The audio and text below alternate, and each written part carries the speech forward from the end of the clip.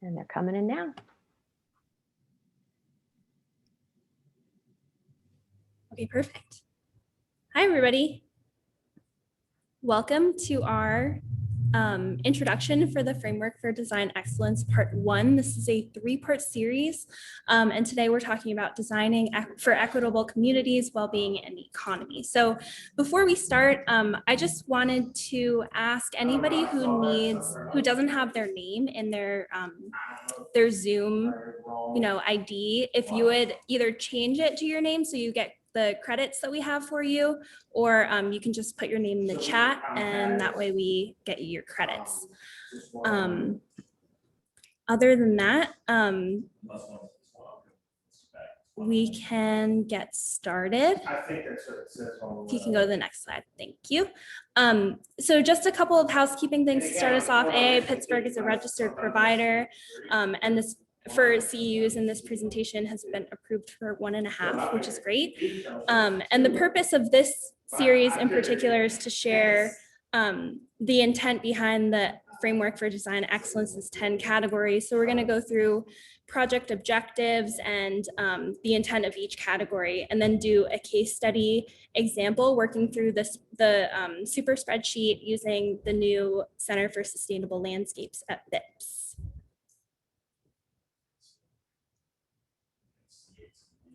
Yeah, so here's just the course overview and the learning objectives for your reference. This is what you're getting credit for, and this is what we hope you're taking away. So here are excellent presenters. We have some really good presenters for you today. We're going to go through each bio of each presenter per presentation, so we don't get lost up front. But to start, Brad Klaus and Megan Scanlon from FIPS are here, and they're going to be walking us through the example of the CSL at FIPS through the super spreadsheet. So they're great. Brad is a senior facilities project manager, and Megan is a wellness and sustainability specialist. And they're going to get us familiar with the spreadsheet. So here's just a brief agenda. We're going to go through the introduction of the overall FTE, and then we'll go into a case study for each category of designing for equitable communities, which is going to be Brittany Reno, design for well-being, which is going to be Pete Jefferson, and then design for economy, which is Kat Wick, and then we'll wrap it up. So what is the Framework for Design Excellence? It's really AA's response to climate change mitigation through the design of buildings, it's really meant to help designers.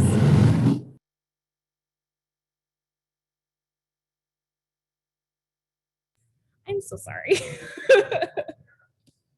I'm like right on the road here. You might hear some helicopter noise too, which is a fun perk of being on the north side. But so the FTE is really meant to help designers envision and strive to design a new generation of buildings that are more integrated, sustainable, equitable, healthful, economically successful, and adaptable. So the framework provides a roadmap for how to think about sustainability from the very inception of your project. We want to use the FDEs to create a good project, and it's really helpful if you're submitting for design awards. It makes your submission really highlight the project's sustainability strengths. So that's what we hope you use it for. And if you want to go to the next slide, Kat. I know what you're thinking. It's really easy in our industry to get building rating fatigue, but the FTE is not a rating system. It isn't required to submit for AA design awards, although it is really, really helpful for your judges. It makes their lives a whole lot easier when they're reviewing your project. And it's really meant to be used as a tool for prioritizing project goals, which ensures that sustainability is never lost anywhere in your project. So it really helps you focus and prioritize and keep you really grounded in your project goals. It's documented through a super spreadsheet, but there are no point totals.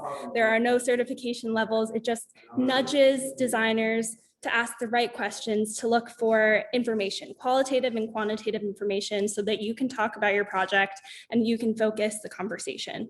It is not an added requirement, but a new way of talking about your work that's already being done. So with that, we're going to be using the CSL at Phipps as a case study, which is a beautiful, beautiful building.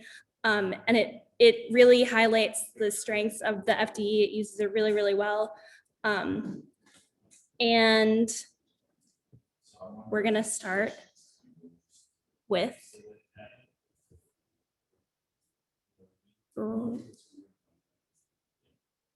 Brad at Phipps.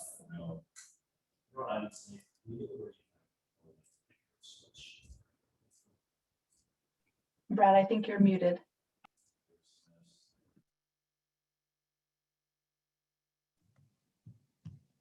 I'm sorry, everyone. It popped up to the top of the screen. I didn't realize it was still muted. Just again, wanted to say thank you to everybody for inviting us this opportunity to share some of the information about the Center for Sustainable Landscapes, the building we're very proud of.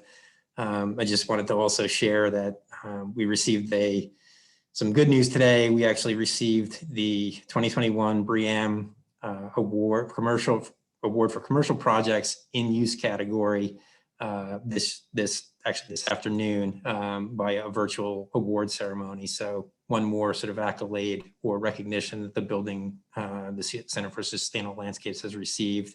Certainly, I'll share some more detail about some of the other recognitions that the building has received over the years in more detail. And the other key theme I'll try to highlight in the brief presentation is just the key design principles. You'll see as I go through the presentation, there's sort of like 4 or 5 fundamental principles that the design followed and tried to embrace as part of the building, not just its construction, but how it's being used and how it sort of fits into Phipps' overall mission. I included this slide just to give some folks who may not be familiar with Phipps Conservatory and Botanical Gardens, and specifically the Center for Sustainable Landscapes building on our campus. We are within Shenley Park, so that's sort of the key identifier of anyone who's been to Phipps or where we're located in proximity to Oakland, as well as the larger city of Pittsburgh. We're just to the east of this sort of what you would refer to as the central Oakland community. Geographically, we're on the east end of what is the Shenley Bridge, and to our, I guess what you call roughly our north is Carnegie Mellon University campus, the main campus. We're generally separated by Shenley Drive from the Carnegie Mellon campus, and then to our, I guess what you would call also further east is the Bob O'Connor Golf Course in Shenley Park. So it sort of gives you an idea proximity-wise of where our campus lies within the overall scheme of Oakland and the city. This is one of our favorite aerial shots of the campus. And what sort of we like to highlight with this is not just the location of where the Center for Sustainable Landscapes resides on the campus, but there's a sort of a overall campus master plan that sort of divides our campus into what would be considered the old historic conservatory portion of our campus, what we relatively refer to as, or roughly referred to as the old conservatory, the historic landmark portion of our campus. That combined with Botany Hall sort of makes up the historic structures of the campus.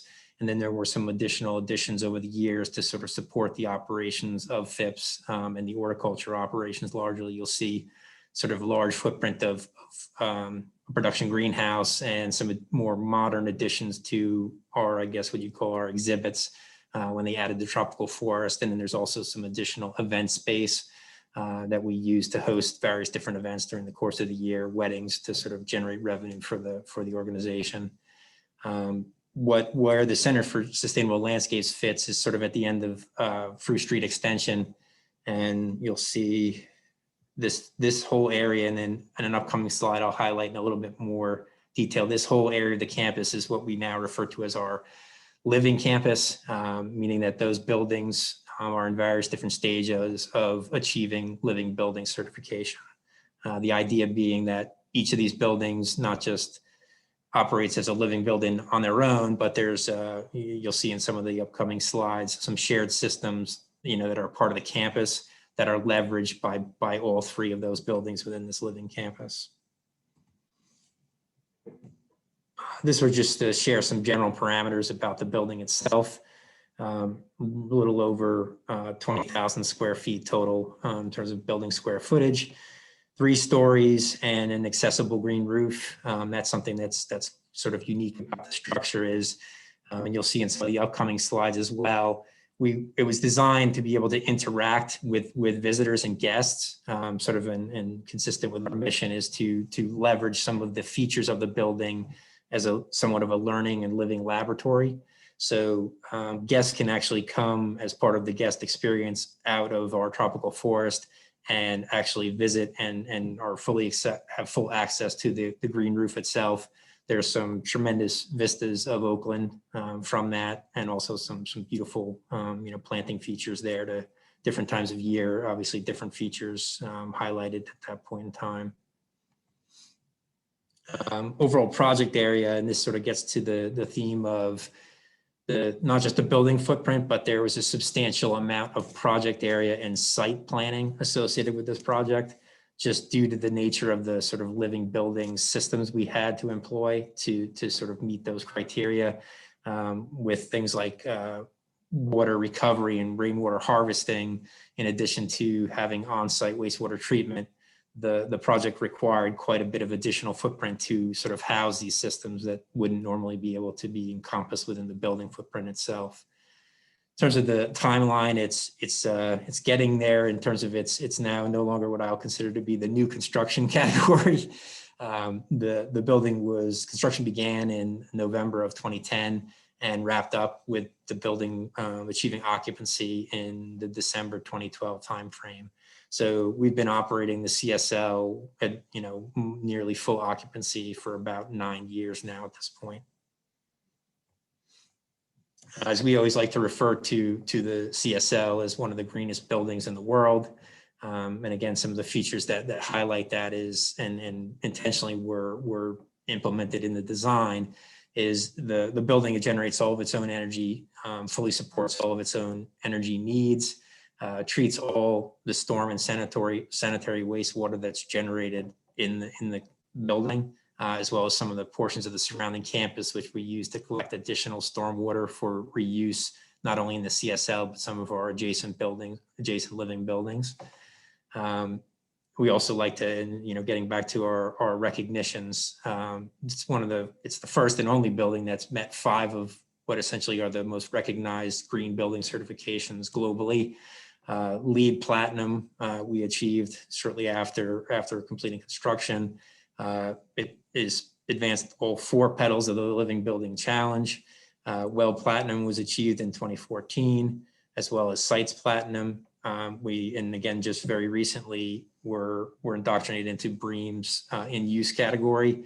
And as I just mentioned at the sort of kickoff of the presentation, the CSL was recognized this afternoon, as recently as this afternoon, as the 2021 commercial project in use category winner. So that's certainly a global recognition, and certainly something we're very proud of as well. Going back to the sort of point about the green roof, one of the sort of key elements or integrated components of the design was to use the CSL sort of a living laboratory, or in this case, they're referring to as a living museum, meaning it's used to demonstrate and practice the sort of connection between the built and natural environments.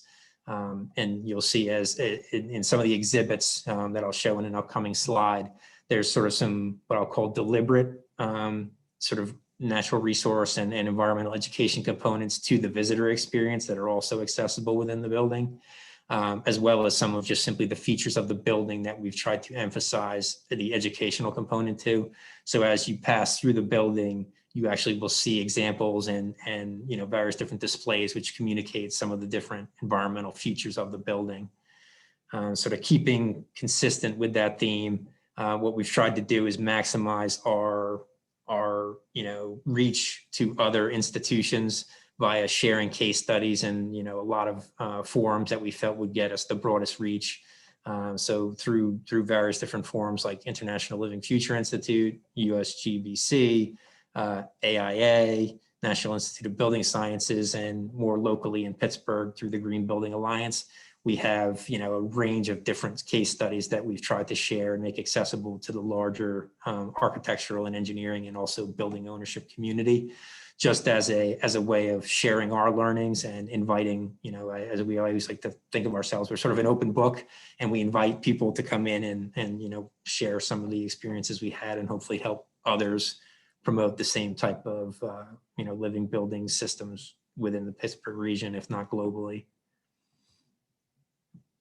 This is a picture of what we call our Planets Earth exhibit. This is what I was describing as sort of the more deliberate educational component of the building. It's connected to the main atrium of CSL. So the publicly accessible portion of the building during the day as part of the guest experience, they can actually come in, and there's some interactive features in there that talk a lot about the sort of stresses that we're currently putting on the planet in terms of natural resource availability and climate change, those types of issues, sort of as a formal educational campaign. There's some nice tools in there and interactive components that allow, it's sort of geared towards K through 12 audiences, but certainly there's something that can be learned for all ages going through that area or that portion of the building. Again, another one of the key design themes here was that we're shooting for net zero energy. Encompassed in that are a whole host of individual features, like highlighted here, window placement, taking advantage of natural lighting wherever we could in the design and layout of the building, reducing our need for energy related lighting support. The building is high performance insulation, low E windows to sort of contain the envelope and reduce the amount of heat loss or gain during the course of the day. On-site photovoltaic solar panels, which basically produce in excess of what the building's electrical demands would be on an annual basis. So again, operating at either a net zero or in many cases net positive, depending on the individual year. There was also, as its sort of demonstration project, another on-site renewable that sort of was intended to offset the energy use of the CSL. So we have a axial wind turbine that doesn't produce an enormous amount of energy just based on the height that it's set at, but it's one more contributor to the offset of renewable energy for the CSL footprint. Geothermal well system was installed as part of the main HVAC component and the heating and cooling systems of the building. Obviously leveraging that sort of geothermal heat source and sink for the cooling purposes of CSL. And in conjunction with this rooftop energy recovery unit, which works in conjunction with the geothermal system, we were able to reduce the overall energy demands for HVAC by about 40%. Which ultimately allows us to go back to this whole idea of having minimal energy usage, and that way we don't need as much solar or renewables on site to offset our actual usage. This slide just was to highlight sort of another element of the on-site solar that is unique, is that the CSL, because it had a green roof integrated in it, didn't have a lot of rooftop space for us to house the solar that was necessary to offset the energy usage. So we took advantage of, well, I guess what I would call sort of scale jumping within the campus to take advantage of some of the open and unoccupied roof space on other buildings, like our special events hall, our exhibit staging center, and then there were some additional supplemental locations with ground mount solar photovoltaics that all combined produce enough energy to produce more than what our actual electric demand is for the CSL on an annual basis. Water conservation. As I mentioned earlier, the wastewater generated and stormwater is all treated. That's generated from the project. The wastewater that is collected from the project is also treated on site through a series of biological treatment through constructed wetlands, then passes through a series of sand filters, then is disinfected with a UV system. and that water is then recycled and reused for flushing toilets in the building. There's sort of a lagoon and rainwater capture system that is sort of integrated between multiple storage units, and through sort of overflows and interconnection allows for a combination of collection of rainwater for reuse for various purposes, not just in CSL, but even some of the other buildings in the living campus, on the lower living campus. Then there are also some mechanisms in there for just recharge to groundwater and infiltration. So if we have large storm events where we would exceed our storage capacity, there are infiltration galleries that allow that overflow to go into unlined underground storage tanks to sort of offset the stormwater impacts and CSO impacts off-site. So it's sort of a networked linkage of water management systems for stormwater. So they're all sort of interconnected and intertwined so that we maximize the capacity for not just CSL, but the adjacent buildings. Materials. Again, this sort of goes to when we specified the materials of construction for the building, as well as the construction itself in terms of the impact from the construction waste and those sort of components of the project as well. So typical of our sort of lead objectives and metrics.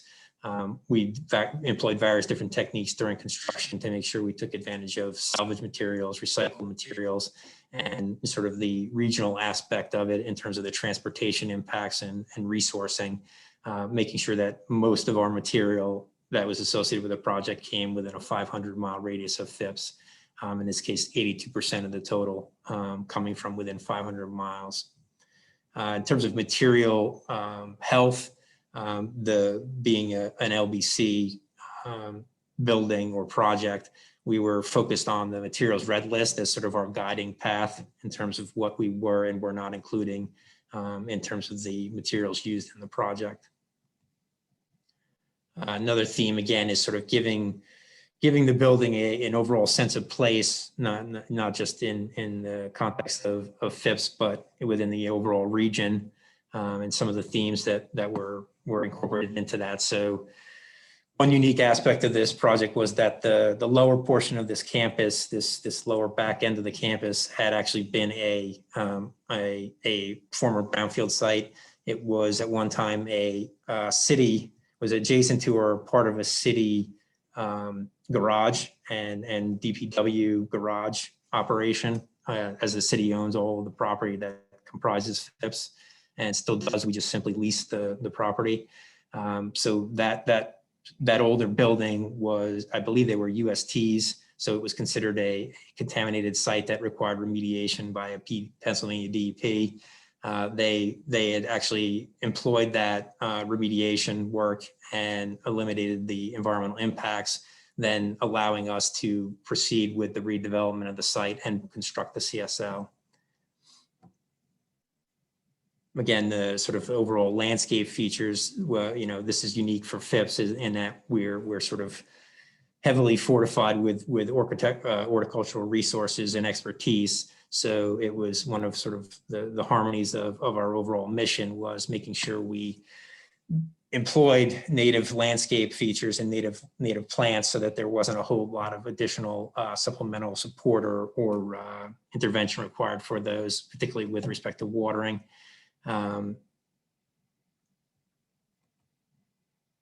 Health, bringing the outdoors in is another one of the key design principles. So some of the key elements that we employed to sort of accomplish that was having operable windows to provide fresh air and ultimately views of the sort of beautiful surroundings of the campus and most of the building or wherever possible. The orientation, of the building itself in terms of how it was laid out, allowing for maximizing of natural light to illuminate the interior space. We have a whole range of indoor air quality monitoring and capability to make sure we're keeping the indoor air quality in a range where we feel it's healthy for the occupants. Again, being FIPS, we have our horticulture department bringing in a whole host of plants which are specifically known for their ability to remove pollutants from indoor air. So you'll find most of our desks around the building are a home to various different types of plants for that purpose. And then in terms of ongoing occupant wellness, the building has been certified to WELL. So there's a lot of ongoing programs which we employ for the employees as well as part of that program and through that ongoing certification process. Beauty, and this one is one that I can certainly attest to, having come to FIPS in 2019. It's just it's sort of awe-inspiring place to work. When you come in here, there's ever-changing artwork. A lot of it is inspired by nature. There are even some features which add sound in the atrium, so it almost feels, even though you're on the interior of the structure, as if you are in harmony or still outside and experiencing nature, even though you're in an indoor environment. So those types of features, there's a lot of art that gets circulated through periodically through some of our environmental education programs. It's sort of linked to some of our other missions. So there's sort of a continuing evolution of connecting and adding and beautifying the building with programs that we have ongoing through education and research as well. This is just another depiction of where what we refer to as the sort of living campus of FIPS is located on the back end, sort of at the end of Fruit Street. These are the other buildings that are in process, or what we consider to be the other components or building structures within our living campus. This is a environmental education classroom referred to as the Nature Lab. And this is the more recently completed, within the last year or so, exhibit staging center. This was actually part of that public works garage structure that I was referencing earlier. That was a restoration. Most of the superstructure was left in place and restored with a whole host of living building features that we've added to that structure now. And it just was recently completed in the last couple of years. And you can see proximity wise, it's sort of on the other end of the lagoon that you saw earlier in the pictures of the CSL.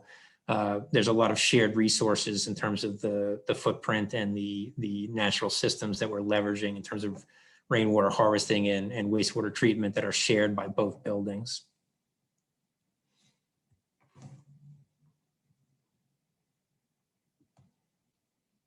Awesome. Thanks so much, Brad. So to kick us off in talking about designing for equitable communities, we have Brittany Reno.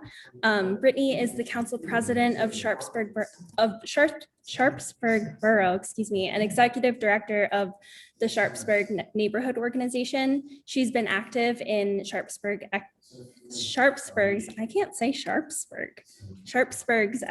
equitable revitalization efforts since moving to the community in 2013.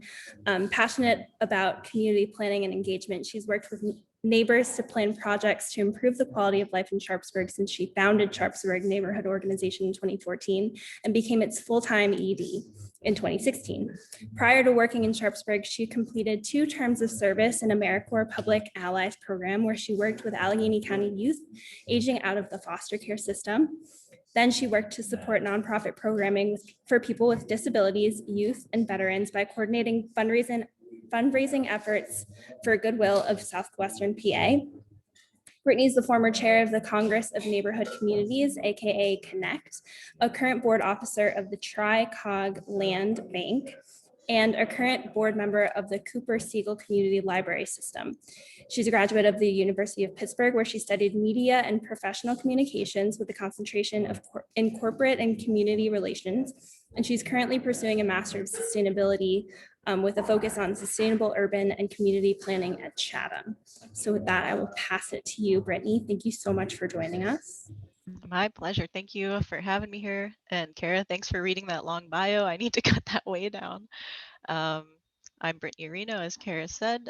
I'm going to talk about designing places for everyone. I'm not an architect, but I've had the fortune of meeting a lot of really visionary architects and community-focused architects in my time in Sharpsburg. So I'm really excited to talk about some of their work as it intersects with equitable community design here in Sharpsburg, and more broadly on some other concepts on engaging the community in an equitable way. Can you all see my screen? Great. All right, so this is Sharpsburg.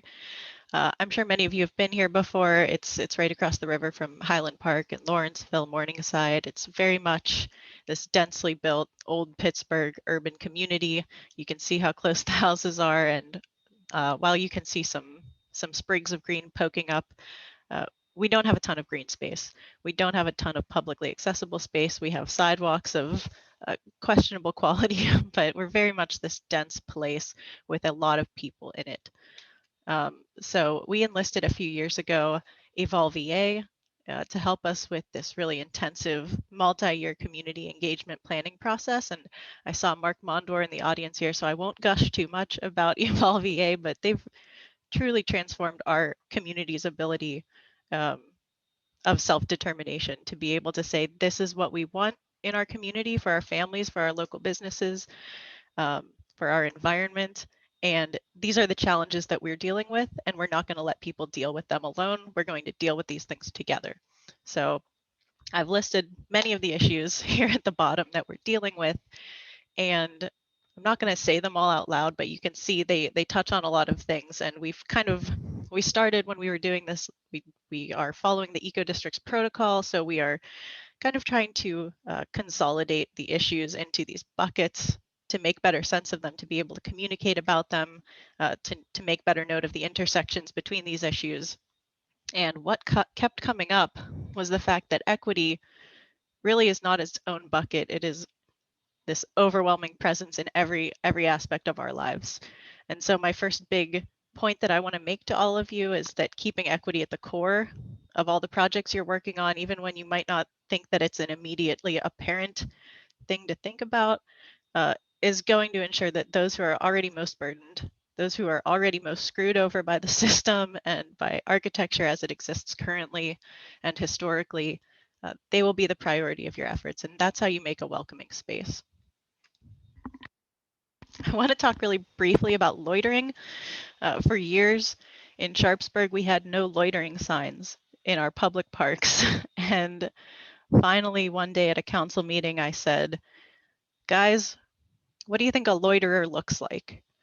And nobody was willing to go on the record with an answer about what a loiterer looks like. And truly, anti-loitering measures are rooted in wanting to keep certain people out of certain places, certain undesirable people, whether it's race, whether it's age, whether it's mental health. And looking at these signs, no ball playing, no pedaling by small businesses, no sitting, no dogs, no roller skating. When I come at this from an urban planning or from a public health standpoint, these are some of the things that we're trying so hard to foster in our communities. So I think as architects and other practitioners working in that sphere, you at the very least have the opportunity, if not the duty, to work with your clients and express that there might be worthwhile ways to open these spaces up to the public in a way that can really, really engender and allow relationships to blossom. Because some of the most special things that happen in cities and in communities are spur of the moment. They pop up. You don't know they're going to happen. You turn a corner and there's a mariachi band on the corner, or there is somebody selling French fries who you didn't know. It's not somebody from a restaurant. It's somebody who's not licensed, but they're selling French fries and there are kids dancing in the street, and it's awesome. That's the kind of thing. Space is so at a commodity in a lot of these densely built spaces and communities that being willing to share that space can lead to some really beautiful things. And it doesn't have to be shutting down an entire street to vehicular traffic to allow pedestrians to kind of take over the space and remind people who streets are for. But it can be, and that's pretty great. Here's a couple examples of when we've done that here in Sharpsburg. But it can also be these little pockets of space. And that's a point I really want to get across, is it doesn't take a huge like acre of space for something beautiful to happen. It takes a building manager who's not going to call the cops. It takes a forward-thinking construction manager who will talk with an architect, who will talk with the client, and they can not put in hostile architecture that keeps people from sitting on a ledge somewhere. This is Free French Fry Friday. It's a pop-up on 13th Street. It's resident organized. It has no approvals. And we have people from all generations, all parts of town, walking over to this sidewalk that's spilling out into the street a little bit. And every time the traffic comes by, they say car, and they get out of the street.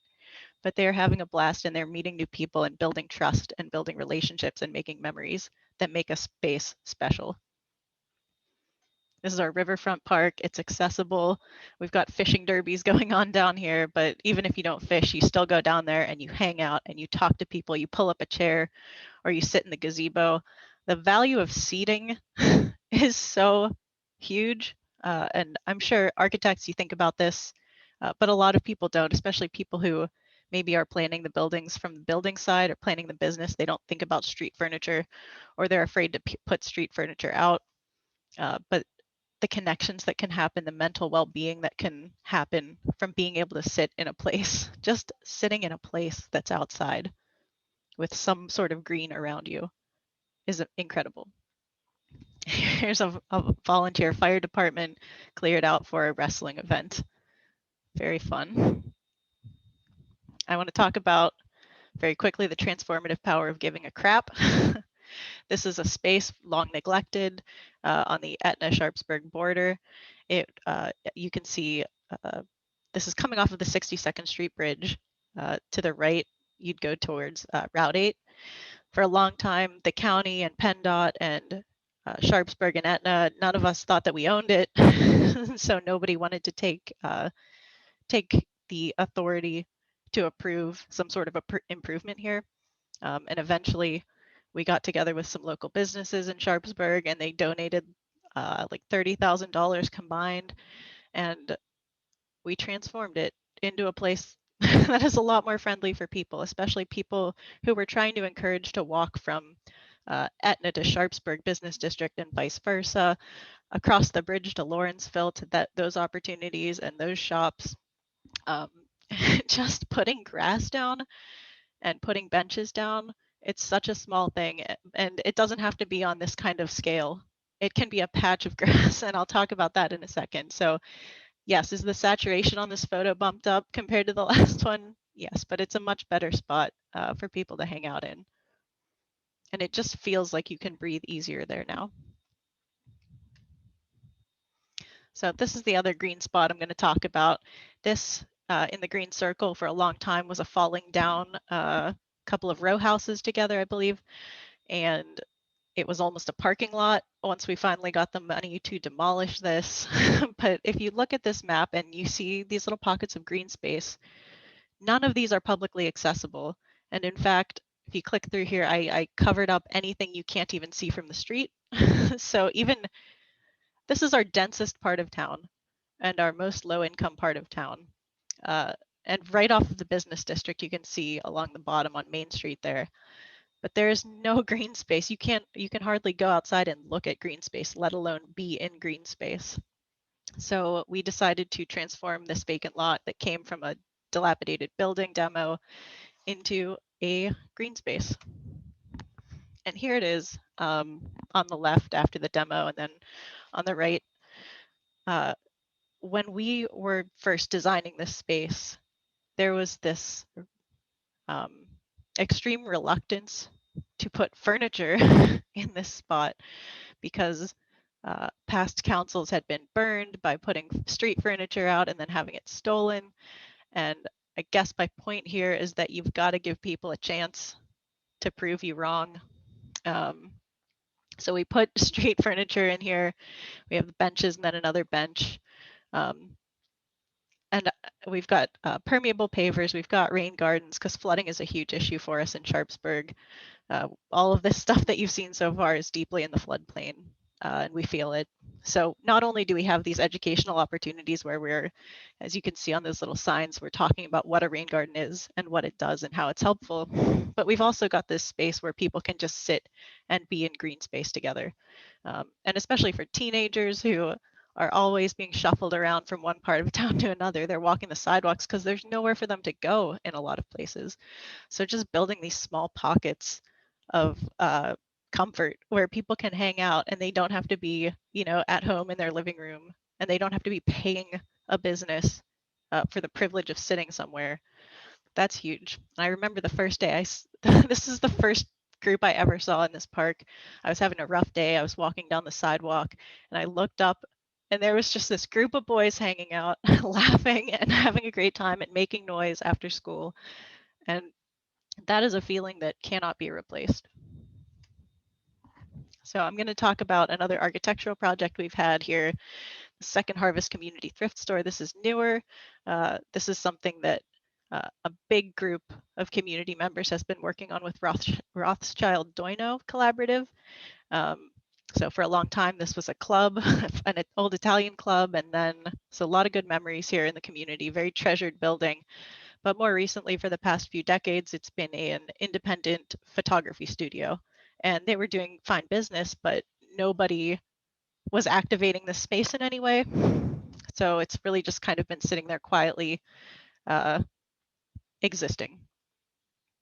Now, we had lost a huge thrift store, St. Vincent de Paul, on Main Street the year prior, and it was a huge, huge loss to the community. There was a huge void there because we have a lot of lower income residents, a lot of seniors, and they relied on that thrift store, not just for, affordable home goods and affordable clothing, but also for the social connections there.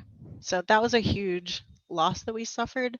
And one of the most rewarding things that's happened to me so far working here is when this group came into town and started just building these deep, intentional, meaningful, and serious relationships with all sorts of people in the community. With anybody who would meet with them, they were talking about what they wanted to see in the store, but also talking about what they wanted to see more broadly in the community and how they could be a part of making that happen.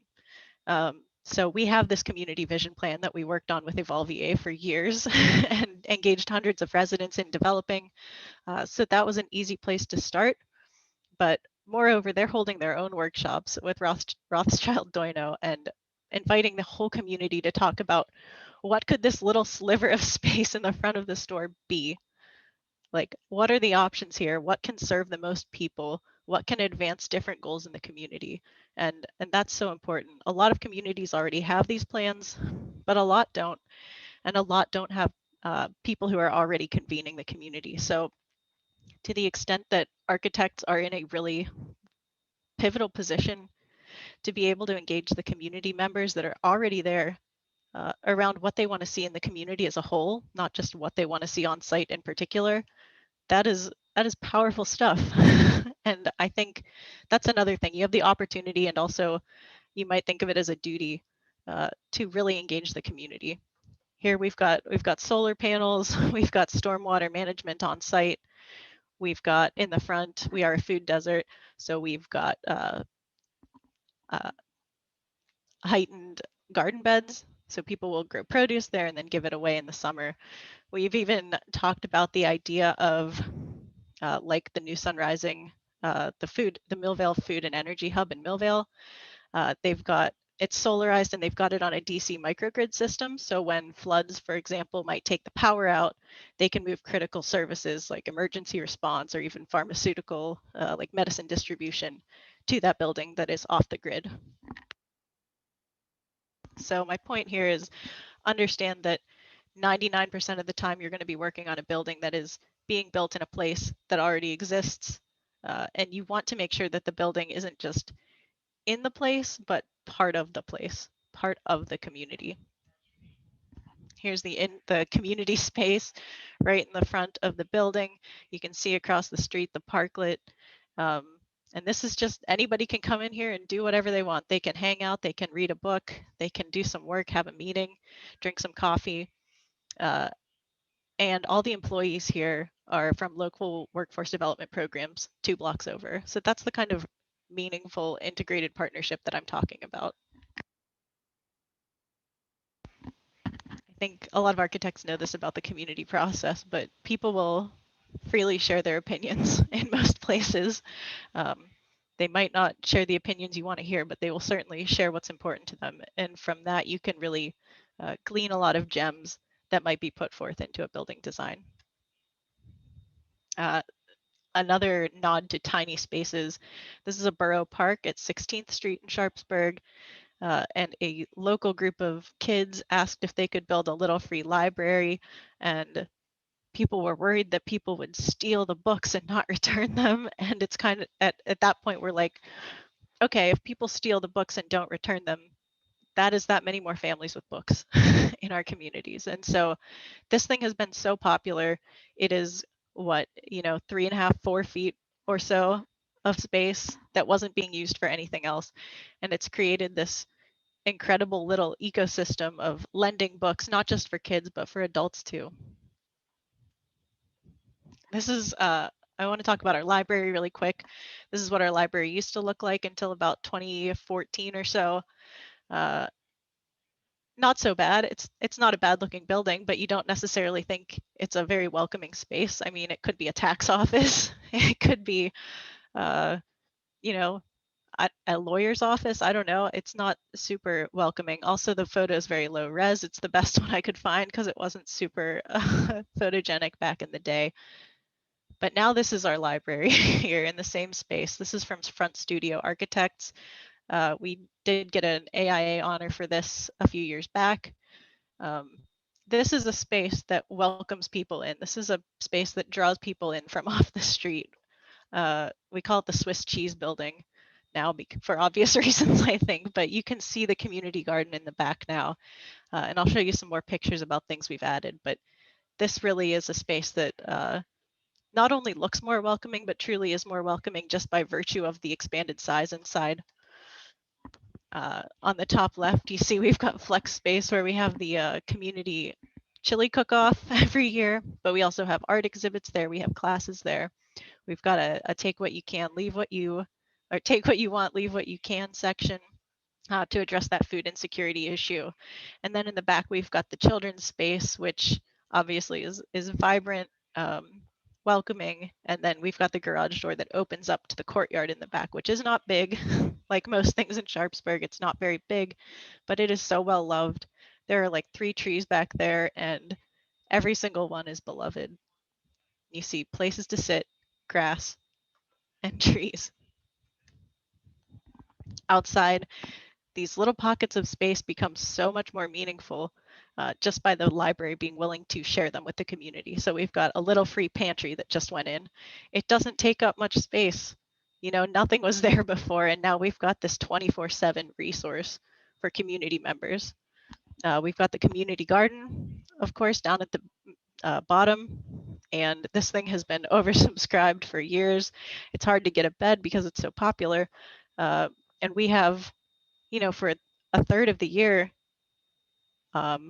dozens of families that don't have to buy produce because they're getting it for free and they're sharing with their neighbors, because nobody can eat all the tomatoes that comes out of one of these beds alone.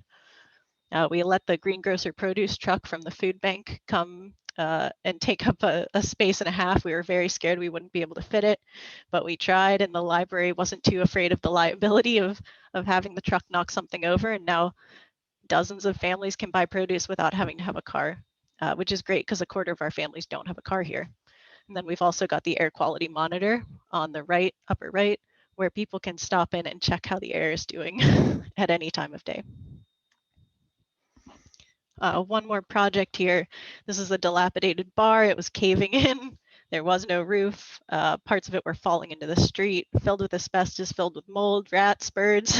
Really quite a fun place to be and a fun place to look at. This is like a block away from the youth basketball courts in town. So really poor placement, really poor choice of us to put a dilapidated building here. But then we finally, after years, got money to knock it down. So there's the demo site. And then something awesome happened, which was all those community gardeners who knew they had a long waiting list every year for people who wanted to get in but couldn't, decided to turn the space into a community garden. So here you'll see people across generations working to get this site prepped. And now today it's a gathering space, but it's also, you get exercise there by volunteering. You get produce from working there, and people they give produce out the entire season. So it's really adding to our local food network in a way that this is another thing. People wanted it to be a parking lot, and sometimes you have to push back. Probably most times you have to push back and say, no, you don't need that extra parking space. Let's think of a better use for this, because ultimately it's going to be good for business to have good community spaces that benefit the community beyond just the business itself. And one more thing, just art.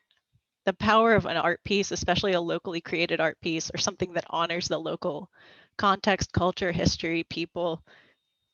What better way to show somebody that they're welcome there than to throw their grandma up on a building and make sure that they know that they're not just tolerated, they're not just welcome, they are treasured in a space, and that space belongs to them. So these are my big takeaways. Good design has a lot of potential to impact communities and socially, environmentally, economically, health-wise, and probably other things that I'm forgetting to list off. Understanding the local context of a place and the people who live there can really lead to long-term, powerful projects and collaborations that benefit things beyond the space. And being accessible and welcoming in a space allows for and encourages those really special unplanned interactions and relationship and trust building that makes cities and communities exceptional. Thanks. Thank you so much, Brittany. That was awesome.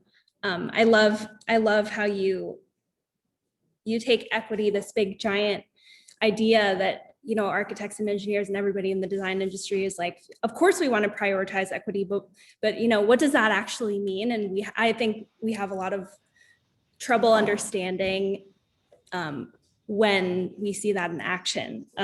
Does anybody have any questions for Brittany?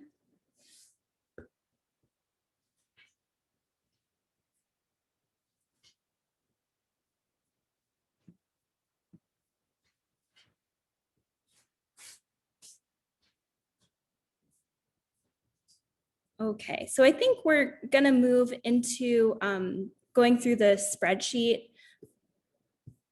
If we wanna, okay, perfect.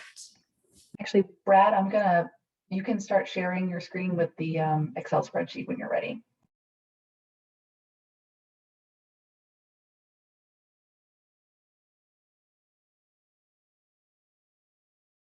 And you might have to unmute again too, Brad.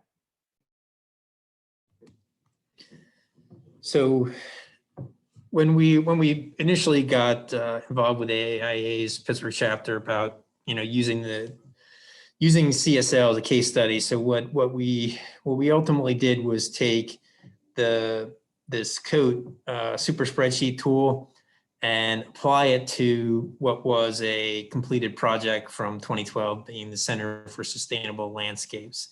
So I think what we wanted to emphasize sort of and share with the audience today was our experience with applying this tool to an actual real living project. So this was something that was, you know, I guess what we consider to be one of our greener buildings, certainly regionally, if not globally, and see how the tool lent itself to collecting some of the data, various different inputs to this spreadsheet. So what, you know, when you sort of reflect, or the more you look at the details or how the spreadsheet is laid out, there's sort of an introductory section which collects some general building parameters, which it's going to pull the data from for some of the other subsequent 10 tabs in the different sections. So it was a fairly easy exercise to pull this stuff together. It was the street address of the project, what climate zone we fit in, which is a fairly easy thing to ascertain from the links embedded in the spreadsheet. General building parameters, gross square footage, the overall site area that was encompassing the whole project. Some of them that get a little trickier as you get into them is like regularly occupied space. That is sort of a little bit of decision making based on our knowledge or of use of the space. So we tried to depict that as accurately and as you know, realistically as we could, and came around somewhere around 15,000 the square, 24,000 square feet. Occupancy is again based on a combination of design and what the building, since it's in been in operation for about 9 years, what it's actually housing in terms of day-to-day FTE occupancy and what the sort of high end of that and then the median of that would be. Obviously the date of completion. So we're now, this project isn't really new construction, which probably would be, in most cases, we anticipate when you're employing this tool, it's going to be in the design phase as sort of a tool for obviously some point reflection or submission for awards and recognition, but also as sort of another tool that will help force you to think about by having to complete various different parameters, some of the design elements that you may want to incorporate or reflect into it.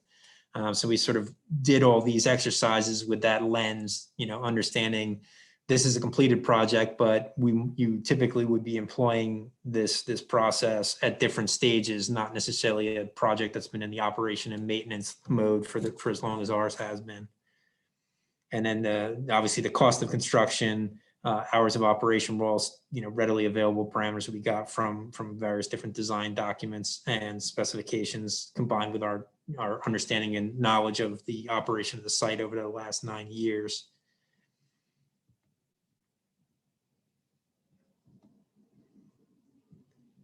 The community section inputs begin with what's referred to as the walk score. That's really ultimately a reflection of the address and proximity of the site. So for us, when we input our site's address, the score was 56. So defining that, I guess, categorically as somewhat walkable, which is sort of consistent with the larger Oakland area. I guess we're somewhat unique in that we're on the edge of Oakland. And I'm sure that ultimately impacts to some extent that walkability score as you would move, or if our site was deeper towards the heart of Oakland, it would probably in all likelihood improve our walkability score. But there are some larger barriers that certainly played into that number. For example, Oakland has some challenges with walkability to various different services that are sort of encumbered into that walk score calculation. So just because the density of the area might be high, there are also other things like access to different services that are not necessarily always lending themselves favorably within the Oakland footprint itself. So that really, that score was largely a function of our CSL building being positioned on the Phipps campus within Shenley Park. Community engagement we ultimately categorized our project's experience or project history in that regard as consultation, meaning that there was a little bit, I was thinking we might be able to push ourselves a little bit, depending on how you look at it, towards the partnership.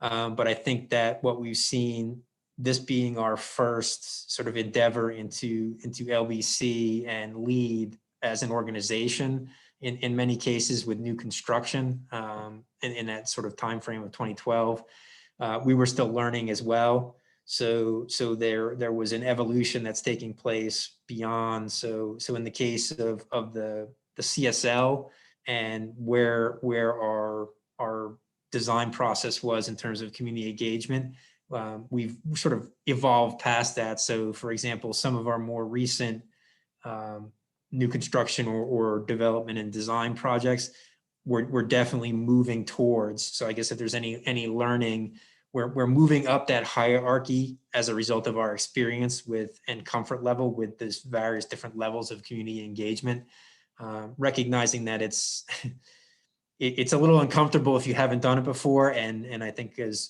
Brittany referred to before, when a lot of people are willing to share their opinions, and sometimes you may not necessarily want always they're not necessarily going to be what the message you want to hear.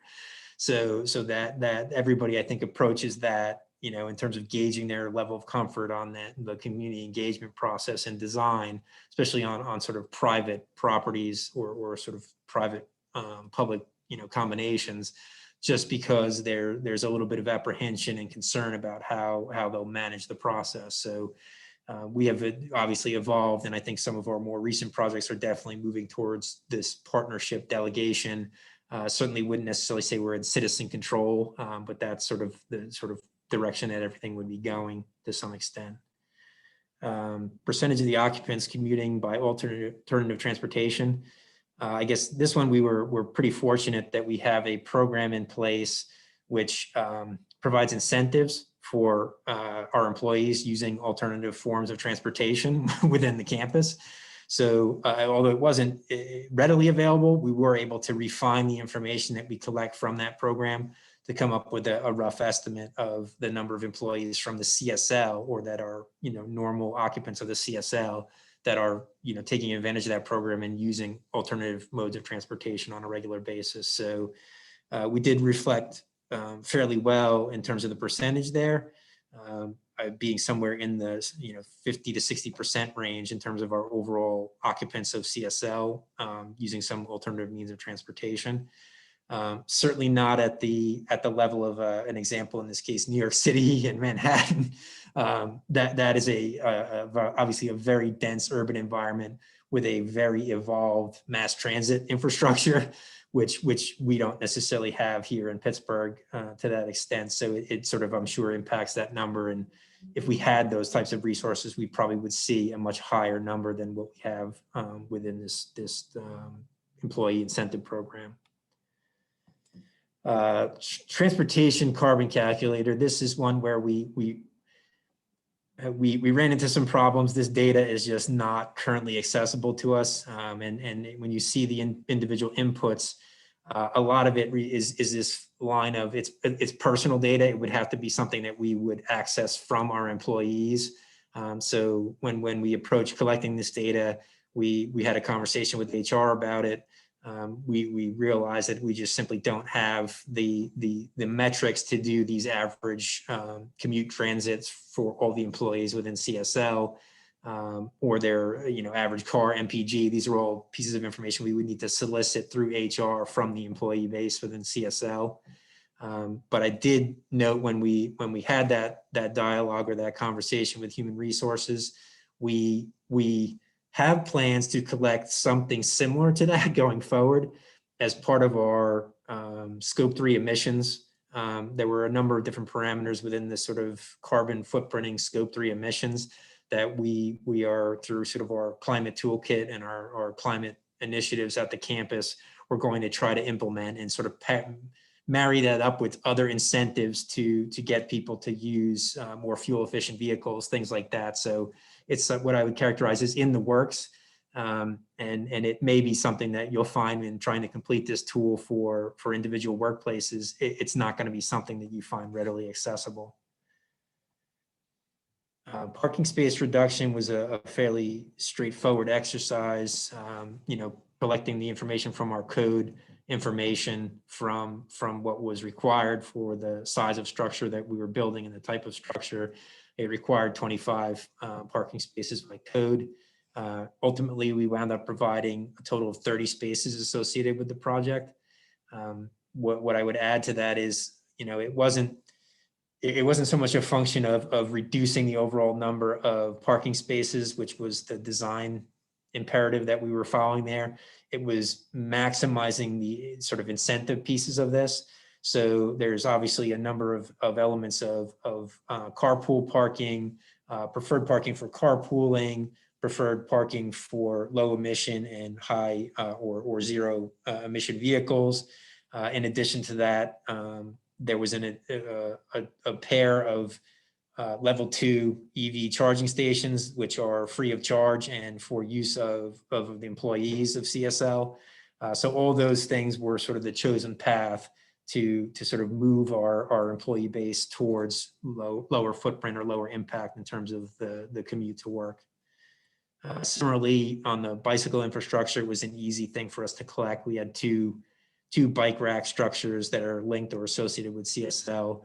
One sits underneath our external stairway access exit to the building, and the other is sort of near the parking, or one of the parking areas near our on-site wastewater treatment plant, with the ability to have a total of 11 individual bikes.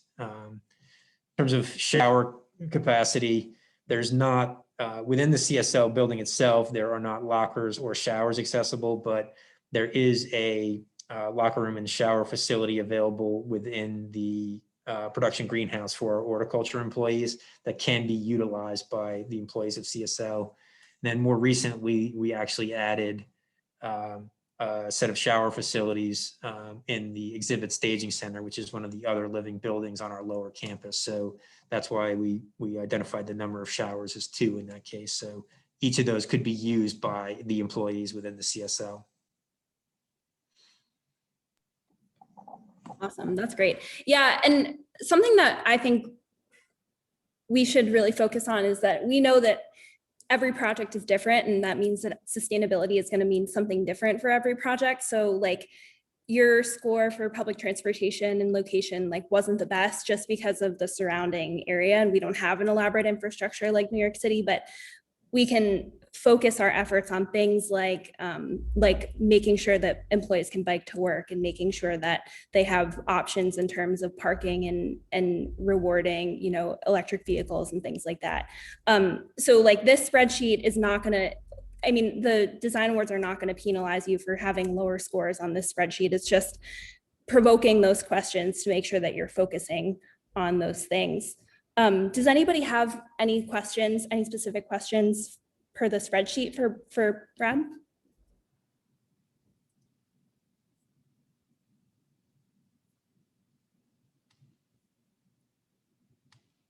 Don't see anybody yet.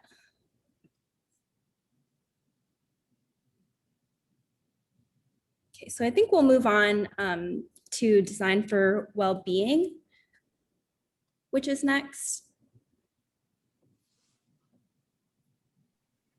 Pete, you can share your screen directly. Okay, I'll work on that here. Okay, awesome. So while Pete's doing that, Pete Jefferson is going to be presenting on design for well-being. He's a principal and building science practice leader at Branch Pattern. He works with clients to help them achieve a vision where buildings are human-centered, environmentally sensitive, and mission-driven. This includes a portfolio of projects across the country that have achieved LEED Platinum, Net Zero Energy, WELL, and Fitwell certifications, among others. His experience includes developing many of the sustainability strategies for Pikes Peak Summit Complex, which is scheduled to open of May of this year.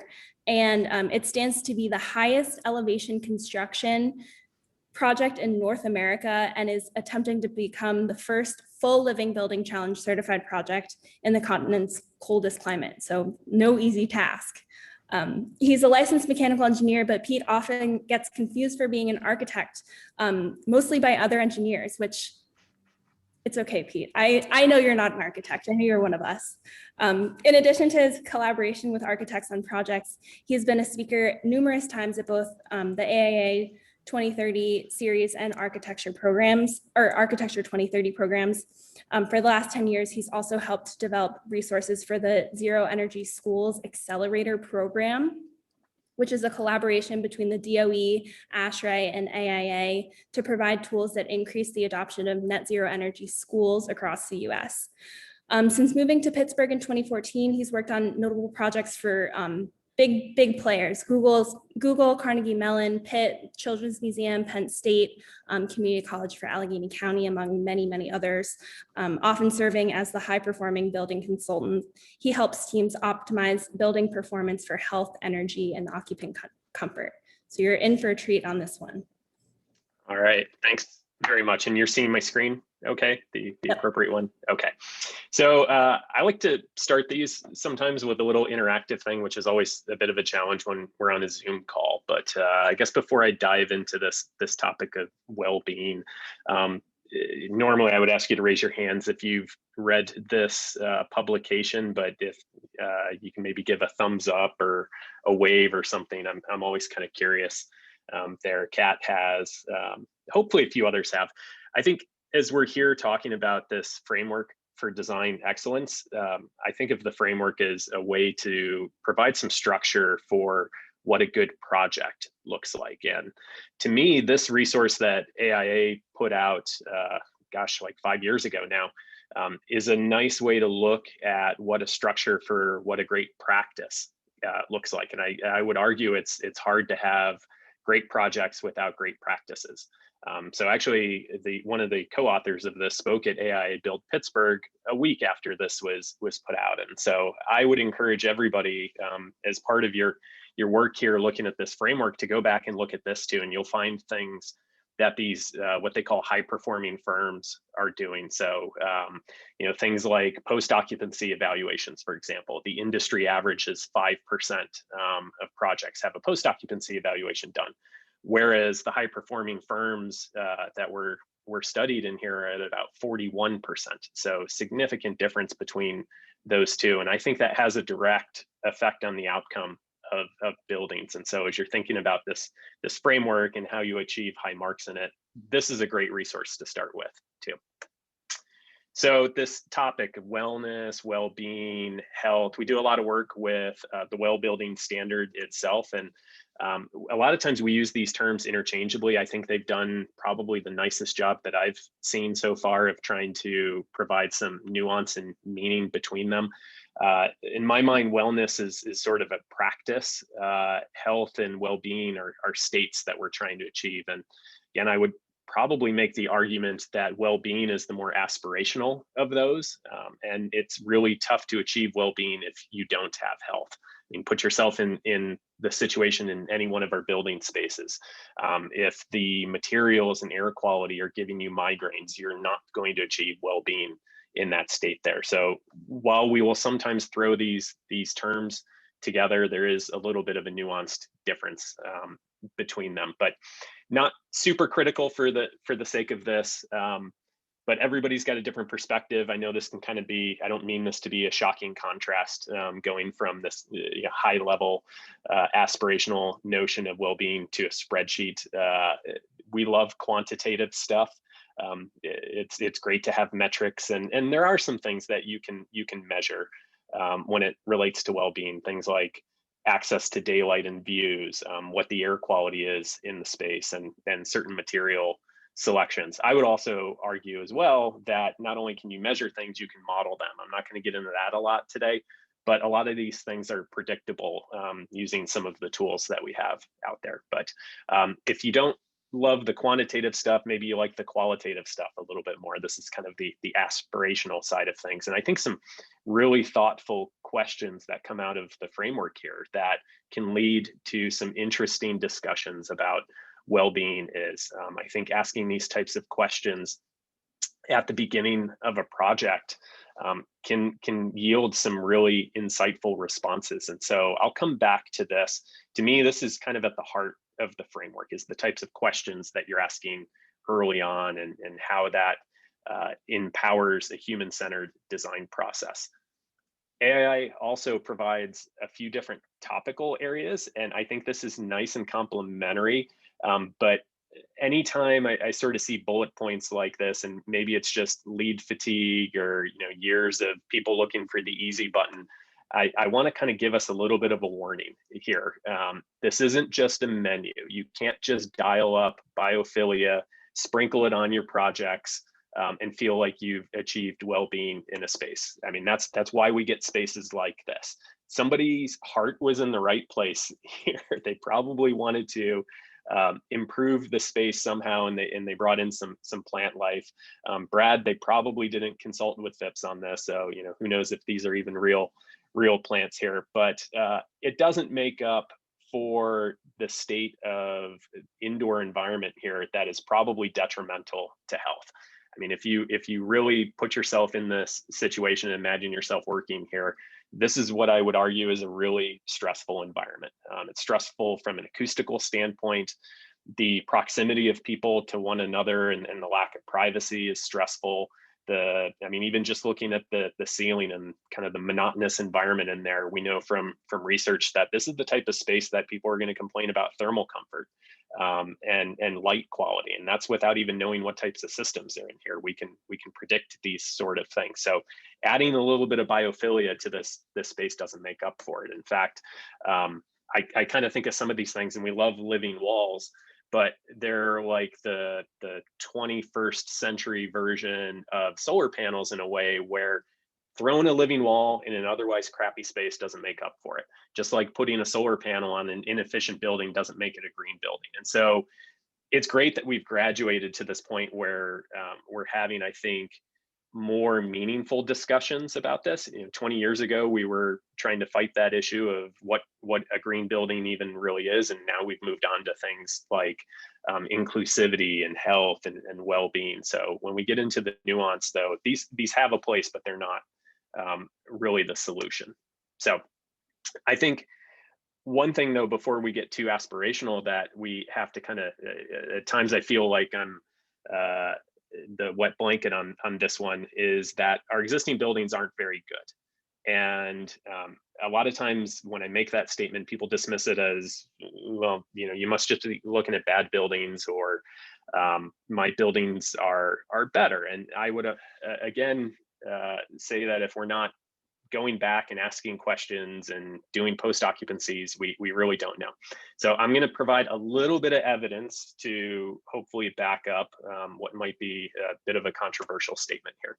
So I know I've talked with some of you all before about this. Thermal comfort's an area that we care a lot about. Thermal comfort, unfortunately, gets dumped into the court of the mechanical engineer usually. And as you heard at the beginning, I am a mechanical engineer. But thermal comfort's a team sport to get there. It's affected by so many different things in the building, including things like psychology that I talked about in that kind of monotonous cube farm before. So if 53,000 occupants and 350 buildings, with 40% of the people dissatisfied with the thermal comfort in their space doesn't prove it to you, what I can say is we've gone into multiple, dozens of buildings and done similar sorts of post-occupancy evaluations. The numbers we've actually recorded are typically higher than this. We did a study for the entire state of New Mexico on all their new public schools that they've built over the last 15 years or so. And we're talking about a lot of LEED certified schools, and that number is somewhere between 50 and 60%, depending on whether you're asking teachers or students. So it's kind of like we go into an existing building and we expect there to be thermal comfort problems. So that's one aspect that affects our health. The other, and this is the timely one, is indoor air quality. And that goes right back to ventilation air. So 70 to 90% of schools, and there are multiple studies, this is not just one study I'm cherry picking here, but most schools are underventilated, and underventilation of air directly affects the indoor air quality. It directly affects things like viral transmission that we're trying to deal with right now. So that's the norm. It's a little bit better in some other building types, but even offices, which standard commercial office building, it's about 40 to 50%. Doesn't help that we're jamming more people into spaces too. Density's increased over the years. Systems haven't necessarily grown with them, but there are some facility types that tend to be better. So I would say like higher ed is one of typically the best performing facility types, because they will usually have a sizable facilities maintenance team. But in general, indoor air quality is pretty poor. You add all these things up and it literally is killing people. We did a little bit of an analysis on a senior living complex in Illinois that resulted in 26 deaths. And what I would say is it's not just one thing that leads to the types of conditions that allows COVID to spread in it. It starts with air quality, that's a big part of it, but these things are all interconnected. What yields thermal comfort in that type of space is what a lot of people lovingly call a window shaker air conditioner, which is bad for acoustics. And so people don't want to turn that on, and that affects how much air is going through a filter at that point, or lack of air going through a filter. So you get all these things that compound and yield some really tragic situations at times. So all of this stuff, or a lot of this stuff, is what we would consider to be indoor environmental quality. So if you've worked with LEED over the years, a lot of this stuff is familiar. I would just point out that some organizations outside the US actually go a little bit beyond our standard notion of indoor environmental quality, where we normally just think of air quality and thermal comfort and visual quality. And they're actually starting to look at things in Europe of like electrostatic and electromagnetic fields. We're bombarded with those sorts of things in our spaces now. There's some early evidence and not great results around putting cell towers on schools, for example, and whether or not that's a problem for kids. But we can really expand this notion of indoor environmental quality to also include things like biophilia and privacy and personal controls. All of these things are indoor environmental quality. And so back to that earlier point I made, it's really hard to achieve wellness or well-being without health. And to us, that's why indoor environmental quality plays such a big part on it. So back to the questions. I think these are great questions to explore. So if we want to avoid that sort of sprinkling of some wellness strategies on an otherwise average project, and we want to achieve more than that, I would encourage designers to really do some deep dives into this question and try to connect the wellness strategies for what the mission or the purpose is of that project. And this is kind of a beating a dead horse here, I guess, but I still 20 years into lead projects find that most projects don't do a really meaningful integrated design charrette. It's so valuable early on in a project to bring in these sustainability questions, whether it's around health or energy, and start to pose those to the user groups there. So this is an example of one we did with ZGF architects at Penn State. Wellness was an outcome of it, but it's connected to the purpose and the mission of this building. It's a new physics building. They're on their State College campus. And just the necessity of the work means that labs have to be underground there, which then isolates people potentially from nature. And so some of the wellness strategies are about restorative environments that allow faculty and researchers to recharge from the rigors of that lab environment. And as much as we can, bringing some of those wellness features into a lab, even if it is underground by its nature. So rather than just kind of going off and looking at best practices and trying to jam some of those into a project, see where an integrated design process can start to pull those out from your user groups. So here with the group of architects, I love to show off some pictures here, projects, going back to that lessons from the leading edge. Some of these are actually with firms that were highlighted in that. ZGF is one of them. Gensler's another one that's won a bunch of AIA COTE awards in the past, and this was a headquarters project that we did for them. And this one opened 15 years ago, I want to say now, so pretty early use of biophilic principles and indoor and outdoor connections.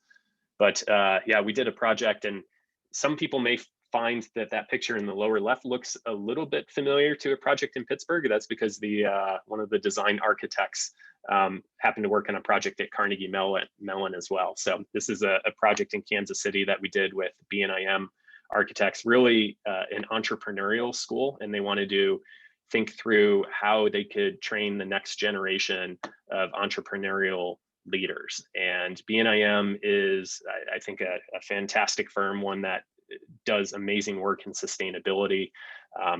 They really thought through some innovative and I think great ways of bringing daylight into the space. You can see there in the atrium the 3 Oculus features that they use there. So more than just even regular skylights, but trying to be innovative there.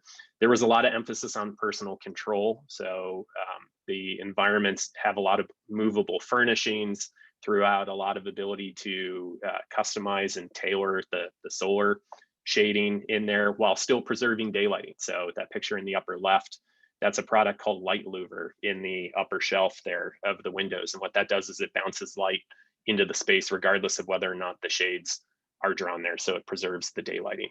And then application of underfloor air distribution and displacement ventilation. So bringing air in low and really only allowing it to go through the space once and not constantly be remixed there. Actually has thermal comfort benefits as well as indoor air quality benefits. So practices that are directly connected to the mission of training a future generation of entrepreneurial leaders. Sticking with the educational environment, we do a lot of work with Cunningham Group architects out of Minneapolis and Denver. And this was with a school district that had bad indoor air quality issues in a previous LEED Platinum school. So they came into this project really on edge about air quality as well, and also just health and wellness in general. And so thinking through what evidence and research exists that connects those things with educational outcomes led to a variety of strategies. Alesthesia is basically defined as sensory pleasure through variation. So if you think about that experience that we have when we're outside on a hot, humid day and you walk inside into a slightly cooler environment, it feels great. It doesn't even have to be 70 degrees in there for that effect to happen. And so there was an application of a lot of multi-sensory experiences throughout this facility. We've got fresh air and breezes through natural ventilation, as well as ceiling fans in every classroom. It's the largest radiant heated and cooled school in the country. So there's tubing throughout all of that flooring there for radiant cooling. And yeah, just a lot of indoor air quality features too. Displacement ventilation there. You can see that actually underneath the windows. There, those white grills are part of the built-ins as well, and that's allowing airflow into the space, low and slow.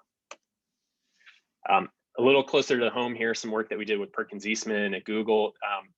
This actually has a connection to FIPS, because one of the first things that we did after we did some pre-occupancy evaluations was put together a biophilic design workshop that we held at FIPS. So the two Googlers in the bottom left there, one of whom is shown in the after photo on the right. We took a group of, I think it was about 12 to 15 people over to FIPS and talked through biophilic design concepts, and then actually did sort of a scavenger hunt to find biophilic features in CSL and in the botanic gardens themselves too. And so it was really fun. We were able to bring those things back and disseminate some of that information and actually find some biophilic outcomes that felt like they were really of the place and of the team there. So they weren't just things that we picked out of a catalog. It was stuff that their people felt strongly about. Daylighting and use of natural materials and patterns was a big part of that too. Also kind of neat, again, we love ceiling fans because there's strong research that connects airflow and breezes to cognitive function. And so we've got hundreds of ceiling fans deployed throughout a workplace, which is fairly unique there. And then the last one I'll share here that's, again, close to home.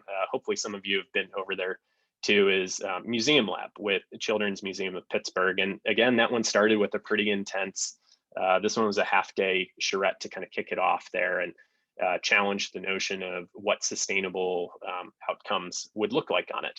Came into the project, knew that they had to do LEED certification, but wanted to challenge the team a little bit more to think through what aspects of sustainability really resonated, and health and wellness was a big part of it. You've got a lot of kids that come through the space, but also on the second floor of the building is a charter school. And looking at the demographics of the charter school students, we realized a lot of them probably come from environments that have compromised air quality. And so when we think about this space, we think about it a lot of times as a refuge, that this is the best air quality that they'll have all day. And so that changes your perspective on the type of space that you need to provide for people. So we did a lot of things to improve the indoor air quality. We over-ventilate well above code, which is pretty much a standard practice for our firm now. We always advocate for that. But we looked at some things like thermoplaster. It's the first kind of large scale application of a thermoplaster product in the US. And that was driven partly by energy, but I would say actually more so it was driven by the acoustical benefits as well as the thermal comfort benefits. So we actually modeled the thermal comfort aspect as well to do that. And lastly, inclusion was a big part of it too. So it was one of the first projects in the country to achieve a certification for universal design, which is also a big part of well-being. So if you're a person with special needs, being able to feel welcome and included in a space is much more likely to yield an environment that is helpful for your well-being. So it's I think the Yeah, and this is actually kind of ironic. My standard last photo here is another one that I think screams to well-being, and again with a firm that I think has won more AIA COTE top 10 awards than any other one. It's either HOK or Lake Flato, I think are number one there. So a pretty cool project that we did with them quite a while ago now there. So I think the last thing I'll end with is maybe a do and don't. So if I can really convince you all here, do think about this stuff early. Try to really find purpose and connection to the project itself. Don't wait to send us the spreadsheet when you're getting ready to submit for design awards. That would be a really big help, and not just from a well-being, but from an energy standpoint. This stuff, it's if that's the first time you're really thinking about it, I would argue your odds of success are a lot less. So think about it early and often. That's awesome. Thanks. Thank you so much, Pete. I love how you really push you can't sprinkle on wellness onto your project and expect it to work out for you. It's really, you've got to take a holistic approach and connect wellness with the rest of the goals of your project. So that's really important. Does anybody have any questions for Pete?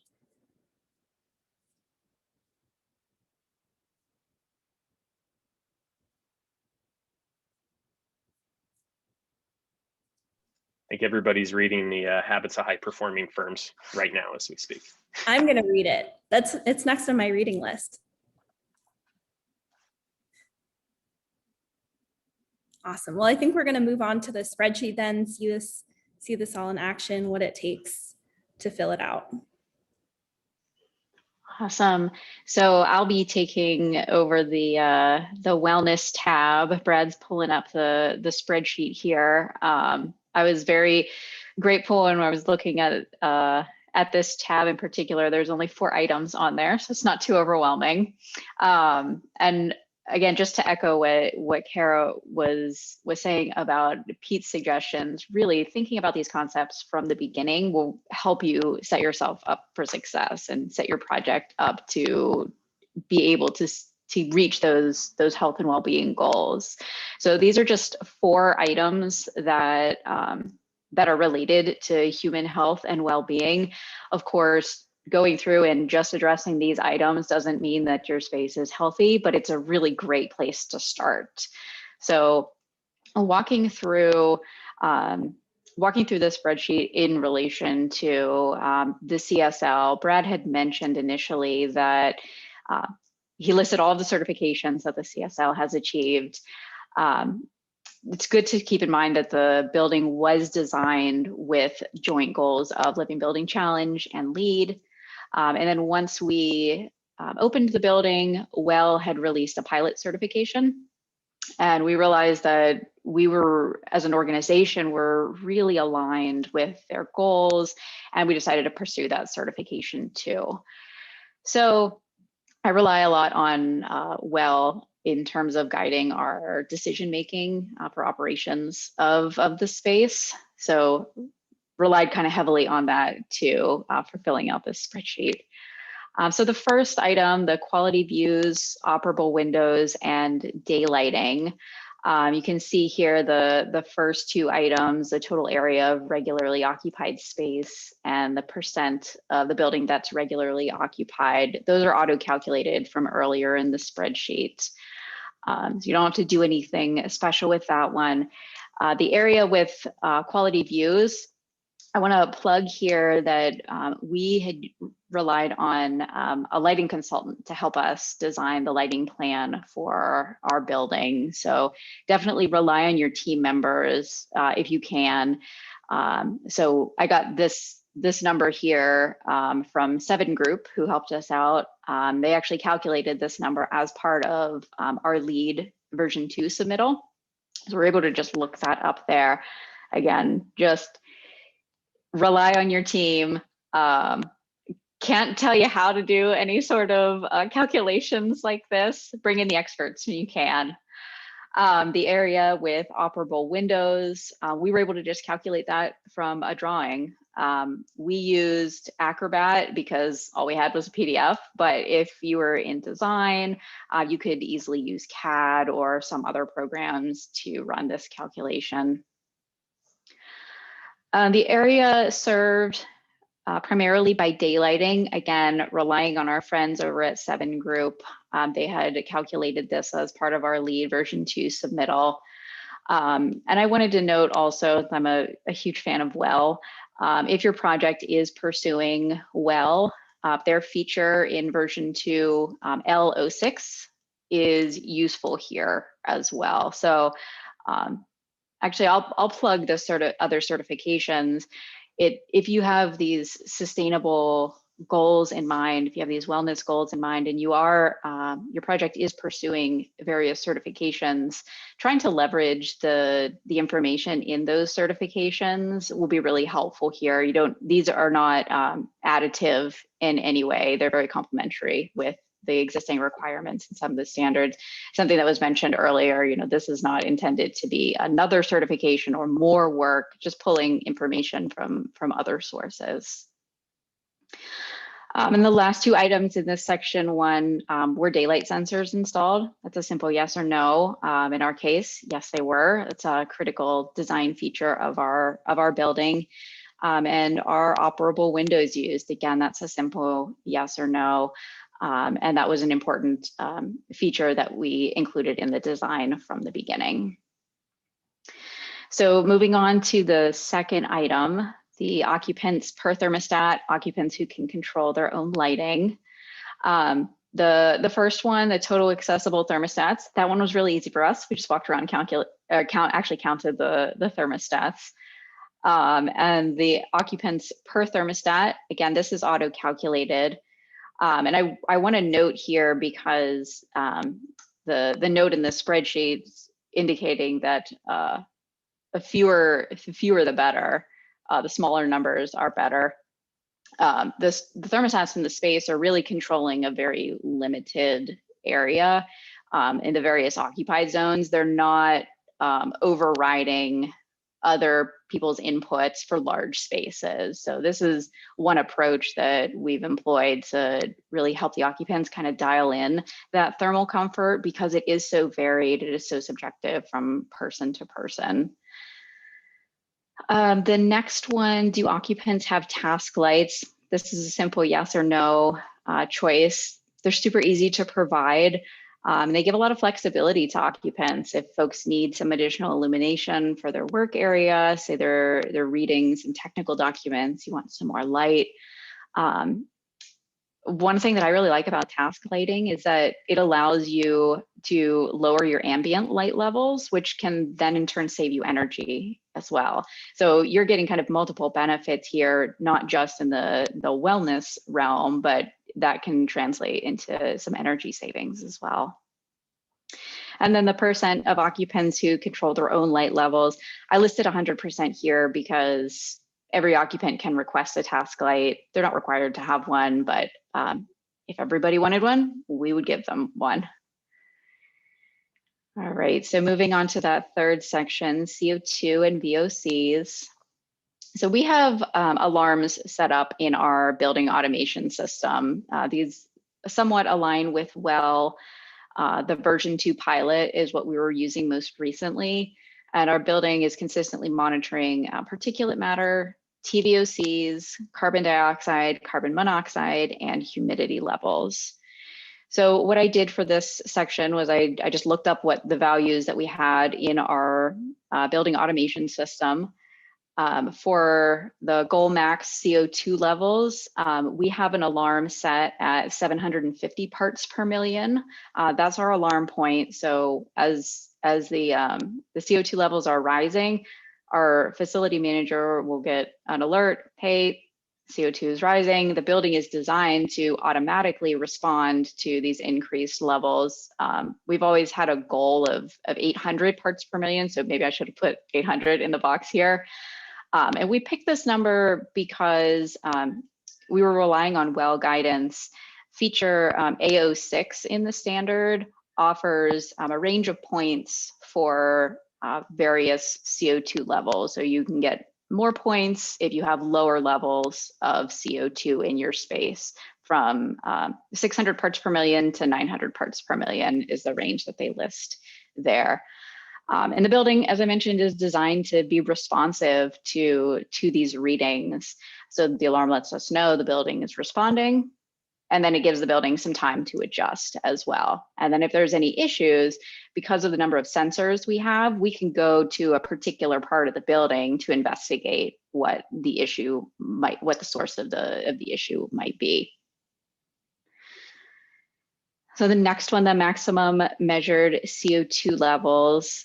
So I learned something filling out this spreadsheet. It's really difficult for us to pull historic data like this from our system. So that's really good, a really good lesson learned for us. It's great for real-time monitoring and adjustment, but when we're going back for the historical data, we can pull a lot of trends and things like that, but trying to pinpoint our max or our min, that's not something our system is designed to pull.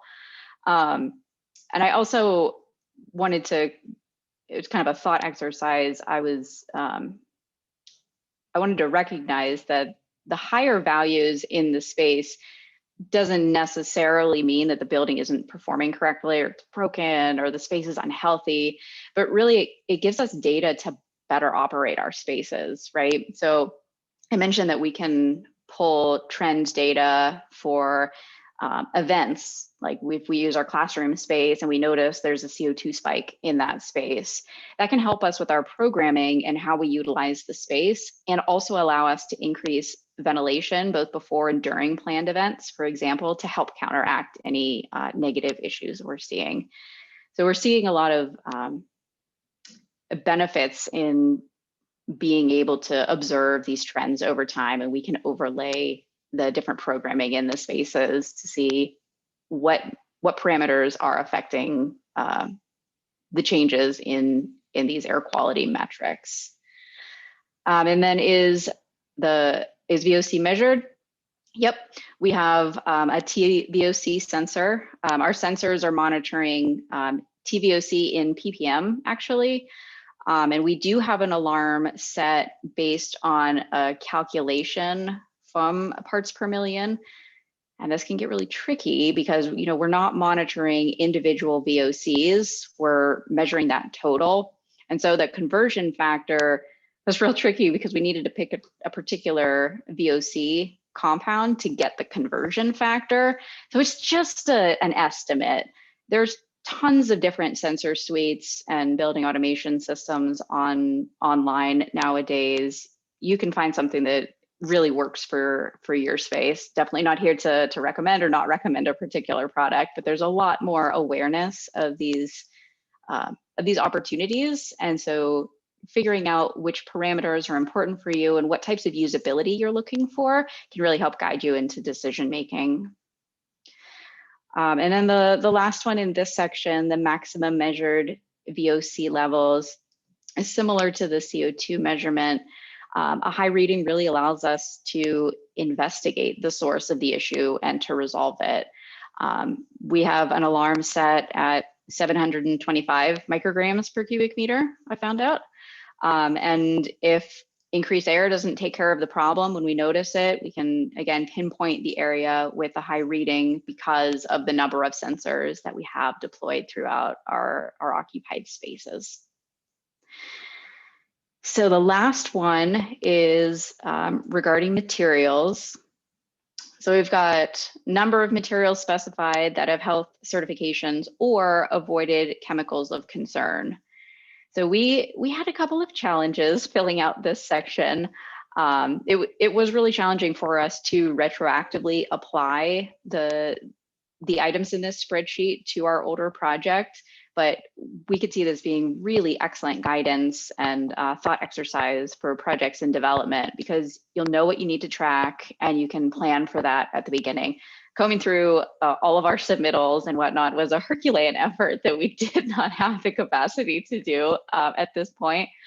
But if you can plan for it, it will be much, much easier for you. So the first section is the materials with health certifications.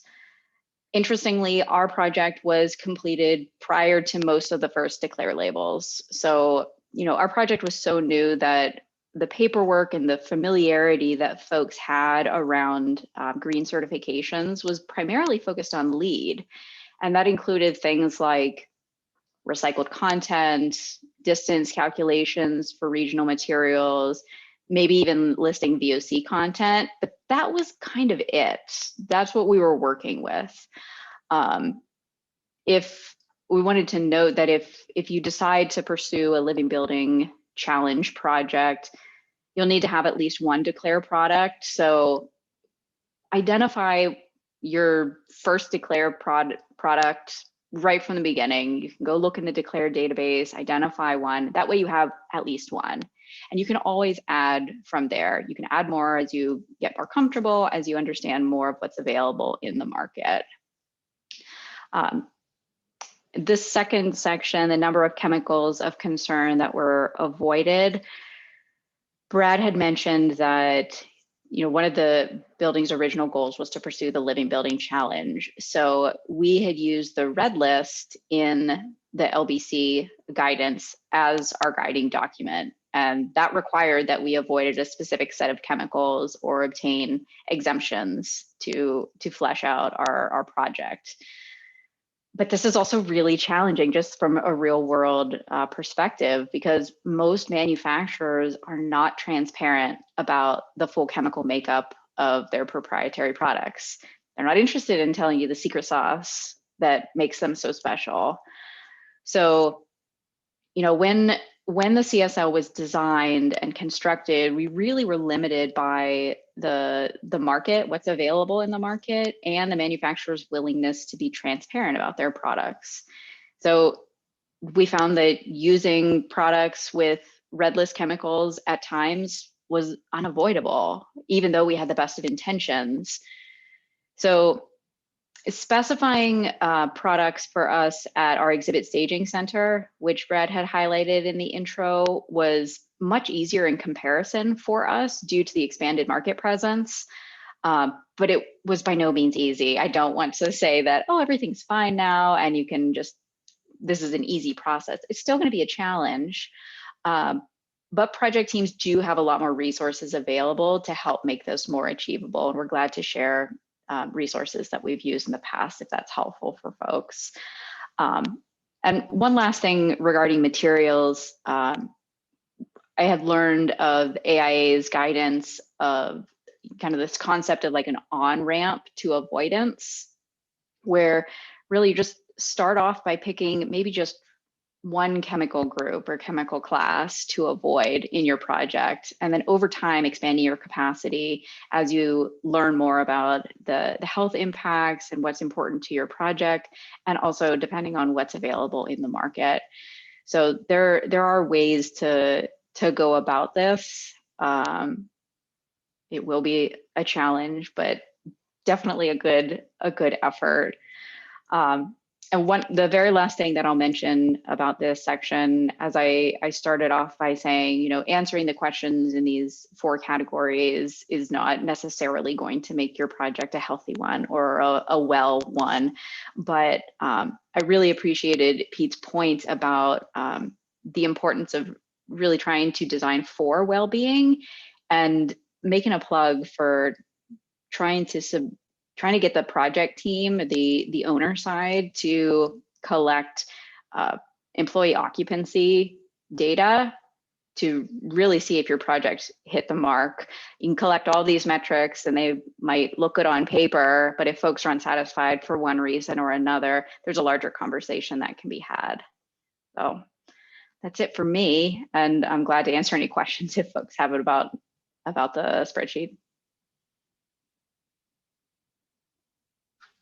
That was awesome, Megan. And I liked how you noted, when you're going through the spreadsheet and you're the one filling it out, you are not going to know all the answers. It doesn't matter how well-versed and how many projects you've done. You can't know all the answers. It's just, you have to share the spreadsheet with your consultants and rely on your team members to be able to answer those questions, so that if there are subjects that come up that you're not aware of, or you feel like you need to ask questions externally, you can be prepared to do that. Absolutely.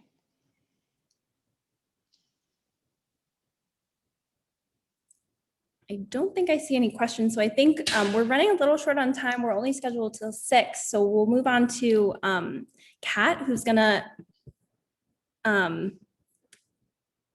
present on designing for economy. So Kat is one of our own COTE members. She is a project architect at IKM Architects with a focus in healthcare architecture. She's a co-leader of the IKM sustainability cohort, which forwards IKM's commitment to high-performing building design. Kat is a member of the AIA Pittsburgh Board of Directors and has been a member of the Pittsburgh COTE for several years. She's previously chair of GBA's Emerging Professionals Committee, and she is a wonderful person, as I can attest to personally. So Kat's going to walk us through design for economy. Thanks, Kara. That's right. I'm going to talk about design for economy, which you may be wondering what that's doing in a presentation about people. But the decisions that people make affect the economy, and the economy affects people through business, through the movements of goods and money and things like that. So it is relevant, and I will show you how. So decisions like material selection, building system selection, all of that impact the economic viability and can also affect the regional economy where the building is located. So one thing I'm going to do is also bust a myth. And that's what this section is all about, is that my project can't afford to be designed sustainably. I'm sure that we've all heard this from clients or from other people in our offices or our consultants, that we can't afford this because it's too expensive to be sustainable. So the design for economy section asks these 3 questions about our projects. How do we, or it invites teams to ask these questions about your projects. How do we provide abundance while living within our means? How will the design choices that we make balance first cost with long-term value? How can the performance of this project be improved in ways that are cost and design neutral? And one thing that this section is not, is it's not value engineering. There are 6 topics within this category. I've mentioned a couple already, but we're going to talk about building size, material use, operational requirements, financing and incentives, and community links. And as we go through these, you're going to see that there's a lot of overlap with some of the other categories, both that we've talked to today and that we'll talk about in future seminars. So the first one is building size. Space is a resource, just like water and energy, and reducing a building size can be one of the most effective ways to reduce construction and operating costs. Designing flexibility into your building from the beginning can save an owner on large-scale renovations in the future. And in a budget crunch, you can consider reducing scope if it's feasible, where possible, over the quality of materials and systems. Sometimes we have the misconception that, oh, if I just pick that cheaper flooring or that cheaper wall cladding system, I'll save in the long run. But it actually ends up costing the owner more in terms of a shorter life cycle, so it needs to be replaced sooner, which adds cost to the owner overall in maintenance. So some of these things, we like to call them value engineering, but they don't actually add any value to the project. If anything, they take it away.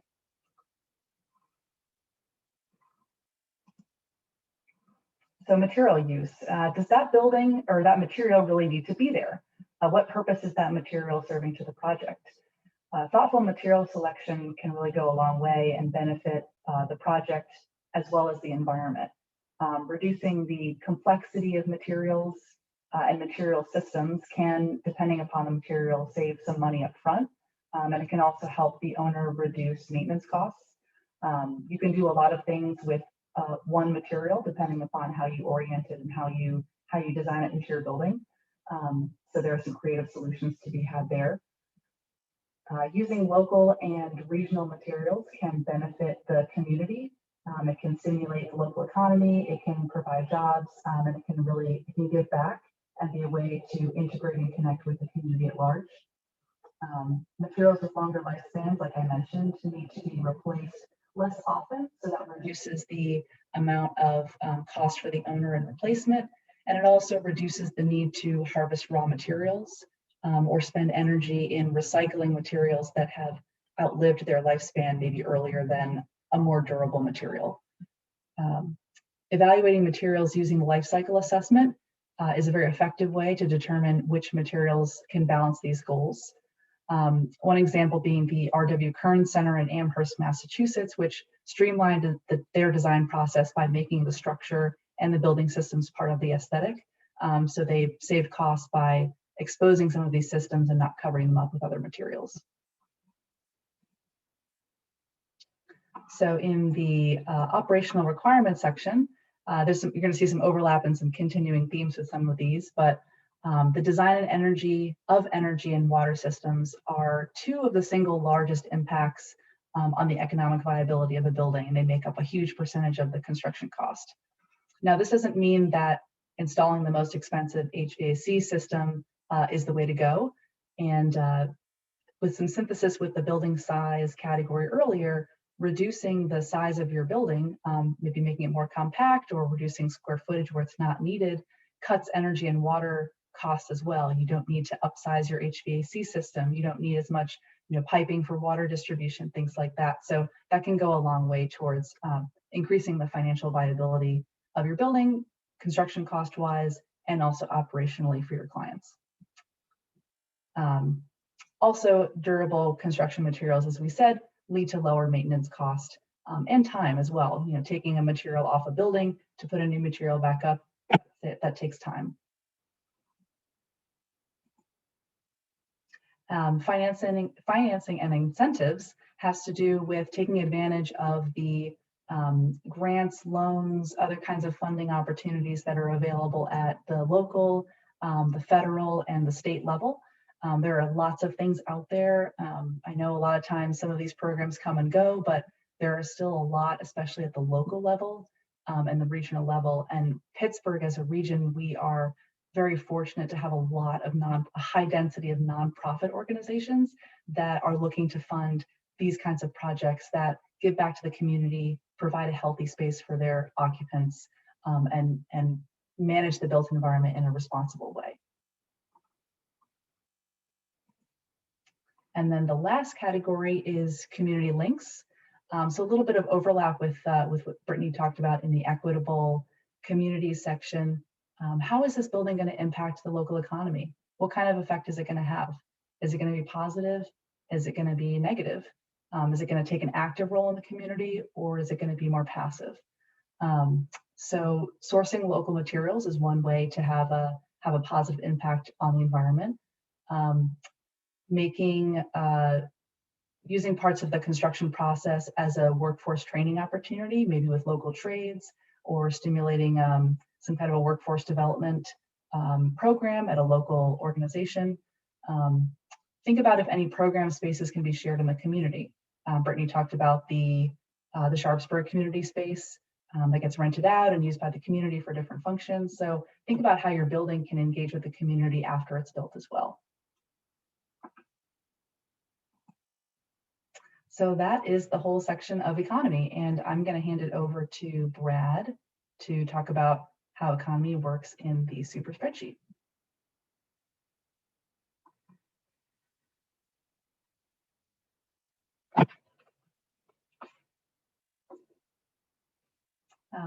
Brad, I think you might be muted. There you go. Oh, there you go. Okay.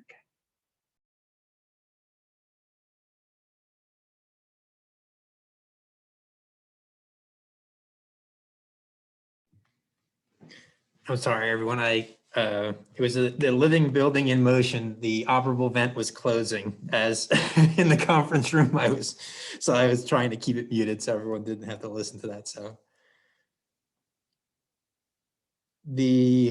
design for economy. I guess as always, the reality is at some point the economics become a reality of any construction project and any design.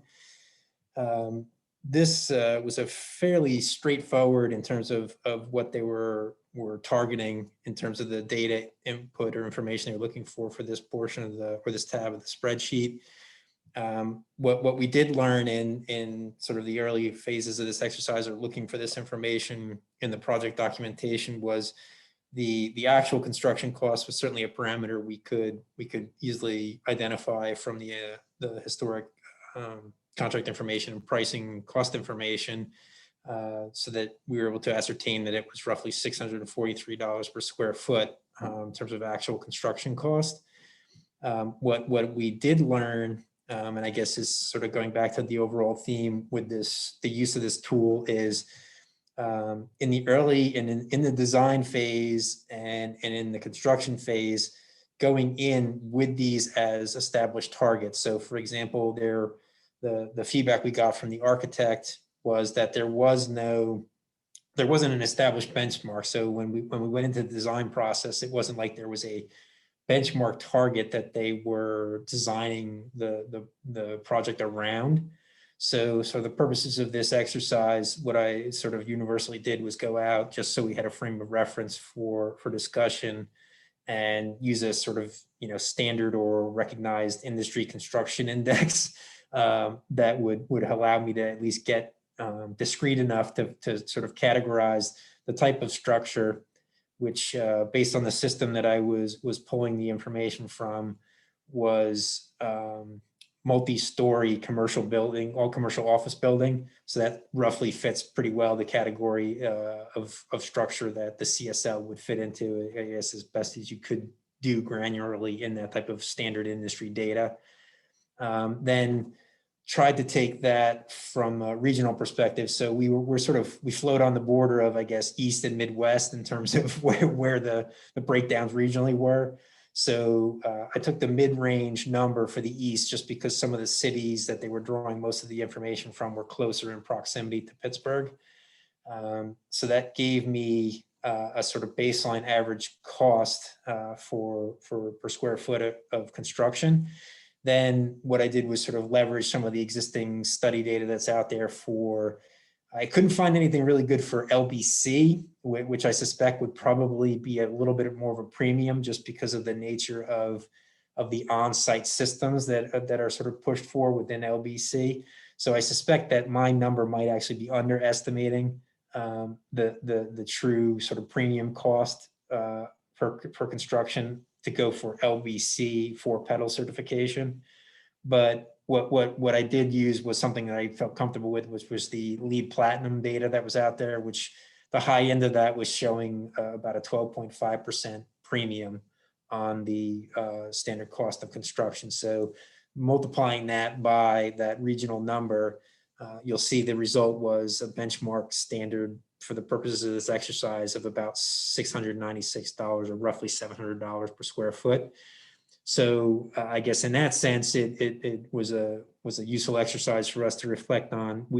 I do feel a little bit better that we were within a range regionally for this type of construction, and comparatively to some of the other sort of, you know, high level green or high performance building construction costs for commercial buildings or office buildings of multi-stories. You know, we were roughly at an 8% reduction from that benchmark. And I think, again, I probably was underestimating. I was being very conservative by going with just a LEED Platinum 12.5% premium on that construction cost, just because there was such an enormous amount of site work involved with the CSL project, some of which was also leveraged. So the cost of those structures was also benefiting subsequent living buildings on the lower campus. So it would be hard to extract those costs from the overall costs of the CSL project, but we're obviously leveraging those over multiple buildings. So there's sort of an added value there. In terms of estimated operating cost reduction, the two parameters that he specifically highlighted in here from cleaning and durability were just something sort of going back to the other sort of initial design imperatives that we followed for the CSL project, that there was no established benchmark, and there wasn't something that we were taking the O&M numbers for. So I didn't have ready access to our current cleaning costs or associated cleaning cost for the CSL itself, but it did sort of get us to thinking, well, how would we ultimately capture that data? So we would be able to come up with a number for that through a combination of, we have a third-party service provider that provides most of the housekeeping services. So on a labor side, it would be a matter of ascertaining from that contract. And again, these contracts are structured differently from campus to campus, but we could apportion, the portion of that or square footage wise, that cost that would be associated to the CSL, and then combine that with some of the purchases in terms of if there were any savings that we were going to derive from reduction in actual cleaning products or procuring materials that would typically be used from a baseline or a benchmark type conventional housekeeping and cleaning service. So, I mean, there is some thought, and I mean, that's ultimately how we would have gone about that exercise to collect that data, to compare it to a specific benchmark, but we didn't ever establish a specific benchmark for cost of cleaning that we would be able to compare that to. One that was sort of readily available to us just due to the nature of this CSL being net zero energy and largely, reliant on, or very limited reliance on, potable water supply from a municipal source, was to ascertain what the utility cost savings were. And certainly it's pretty significant given the nature of the building being net zero. So we're virtually spending nothing on electrical and heating utilities. It's all being provided by the investment we made in the on-site renewables infrastructure at the campus. So just taking our current, rates and electric rates, and that combined with the sort of unique thing about that you discover with the renewable energy is we're also benefiting pretty significantly over the course of a year from the demand charge savings that we would get on our main meter, just simply because the sort of proximity dynamics of our maximum output is usually during some of the worst periods of time or the highest peak periods of day. So it's actually working very much in our favor to reduce our overall kilowatt hour peak demand. And you can almost see that in the historic data as it sort of shaves off this peak based on the capacity of our maximum output of those systems. So all said and done, it gives us about $16,000 a year in overall utility savings. A small portion of that is also associated to the water reduction, being the water reuse that is offset. So for our hose bibs and irrigation associated with the CSL building and toilet flush water, what was interesting that I discovered was our metering, our usage is so low in that building that we are virtually always paying the minimum charge through PWSA. There's a minimum charge that if you are using less than a certain amount of water on that meter, you're always paying that fixed charge, and there is no invocation of a per gallon rate that you're paying. It's just a minimum charge. So you'll see our bill is very repetitive in terms of most months. It's simply the minimum charge plus whatever other user fees are added onto the bill. So when you looked at our historic usage of offset, we were roughly in the 75,000 gallon a year range of reclaimed water use prior to COVID ensuing. So you could just take a rough ballpark of our current water rates per gallon with PWSA, and it's certainly not $16,000 like on the electric side, but it's within a couple of $100 a year that we're saving in terms of offset costs for water procured from PWSA. And in terms of the strategies, the key themes there were the design imperative there was net zero energy, which really translated to all those utility offsets and savings, as well as LBC in those sort of imperatives that we were doing a lot of the natural systems and on-site treatment of. So we are obviously not paying any fees for wastewater discharge. We're paying very little, if anything, for water, and then on the utility side with the net zero energy program. The last parameter in the tool for building space efficiency, unfortunately, this was another one where this was not one of the benchmarks that were established during the design phase. So there was no historic target for efficiency ratio that we could compare it to. But it was, I guess I would mention from my perspective, a learning experience, because it started going into, if we were to do that, and what would we consider in terms of, is that a good metric for us to use going forward with future projects that we could then retroactively compare to some of our other spaces in terms of utilization of the space? Are we maximizing the square footage to meet the needs that we have of the organization? And it certainly, if nothing else, sort of was some food for thought for us as an organization in future designs and in future projects. Do we want to establish this and consider a efficiency benchmark as something we want involved in design that we can retroactively go back at and gauge our performance in terms of the overall output of the design? So that was sort of the takeaway from that piece of the tool.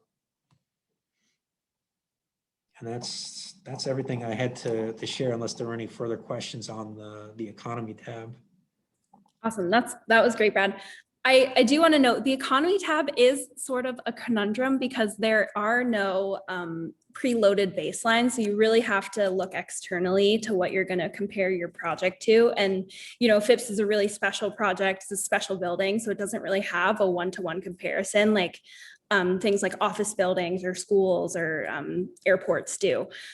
So looking for those benchmarks to see what others have done to be able to not have to start from scratch is, I think, the goal of the spreadsheet. But I think looking at things in terms of investments, like when we're talking about economy, we're looking at investments and your first costs and looking at the project for the lifetime of the building. I loved how you said that your first capital costs in making the building net zero was an investment, because, another thing that we know is that utility costs are probably going to go up. So we can't predict what that's going to look like for the entire lifetime of the building. So thinking about what you have control over now and capitalizing on that to be able to have predictable performance is really important in designing in today's world. So that was awesome. Does anybody have any questions for Brad?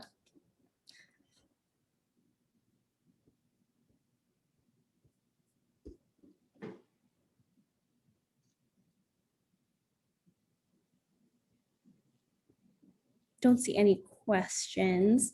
So just wrapping up here, thank you guys for presenting. It was really, really awesome to hear all of your different perspectives and walking us through the spreadsheet to ground us in real time. We have taken your attendance for today, so all of you will get your AAA credits and we'll submit them to AA for you. And it looks like everybody on this call has registered for all 3 sessions. So we will see you on April 29th for Place and May 27th for Planet.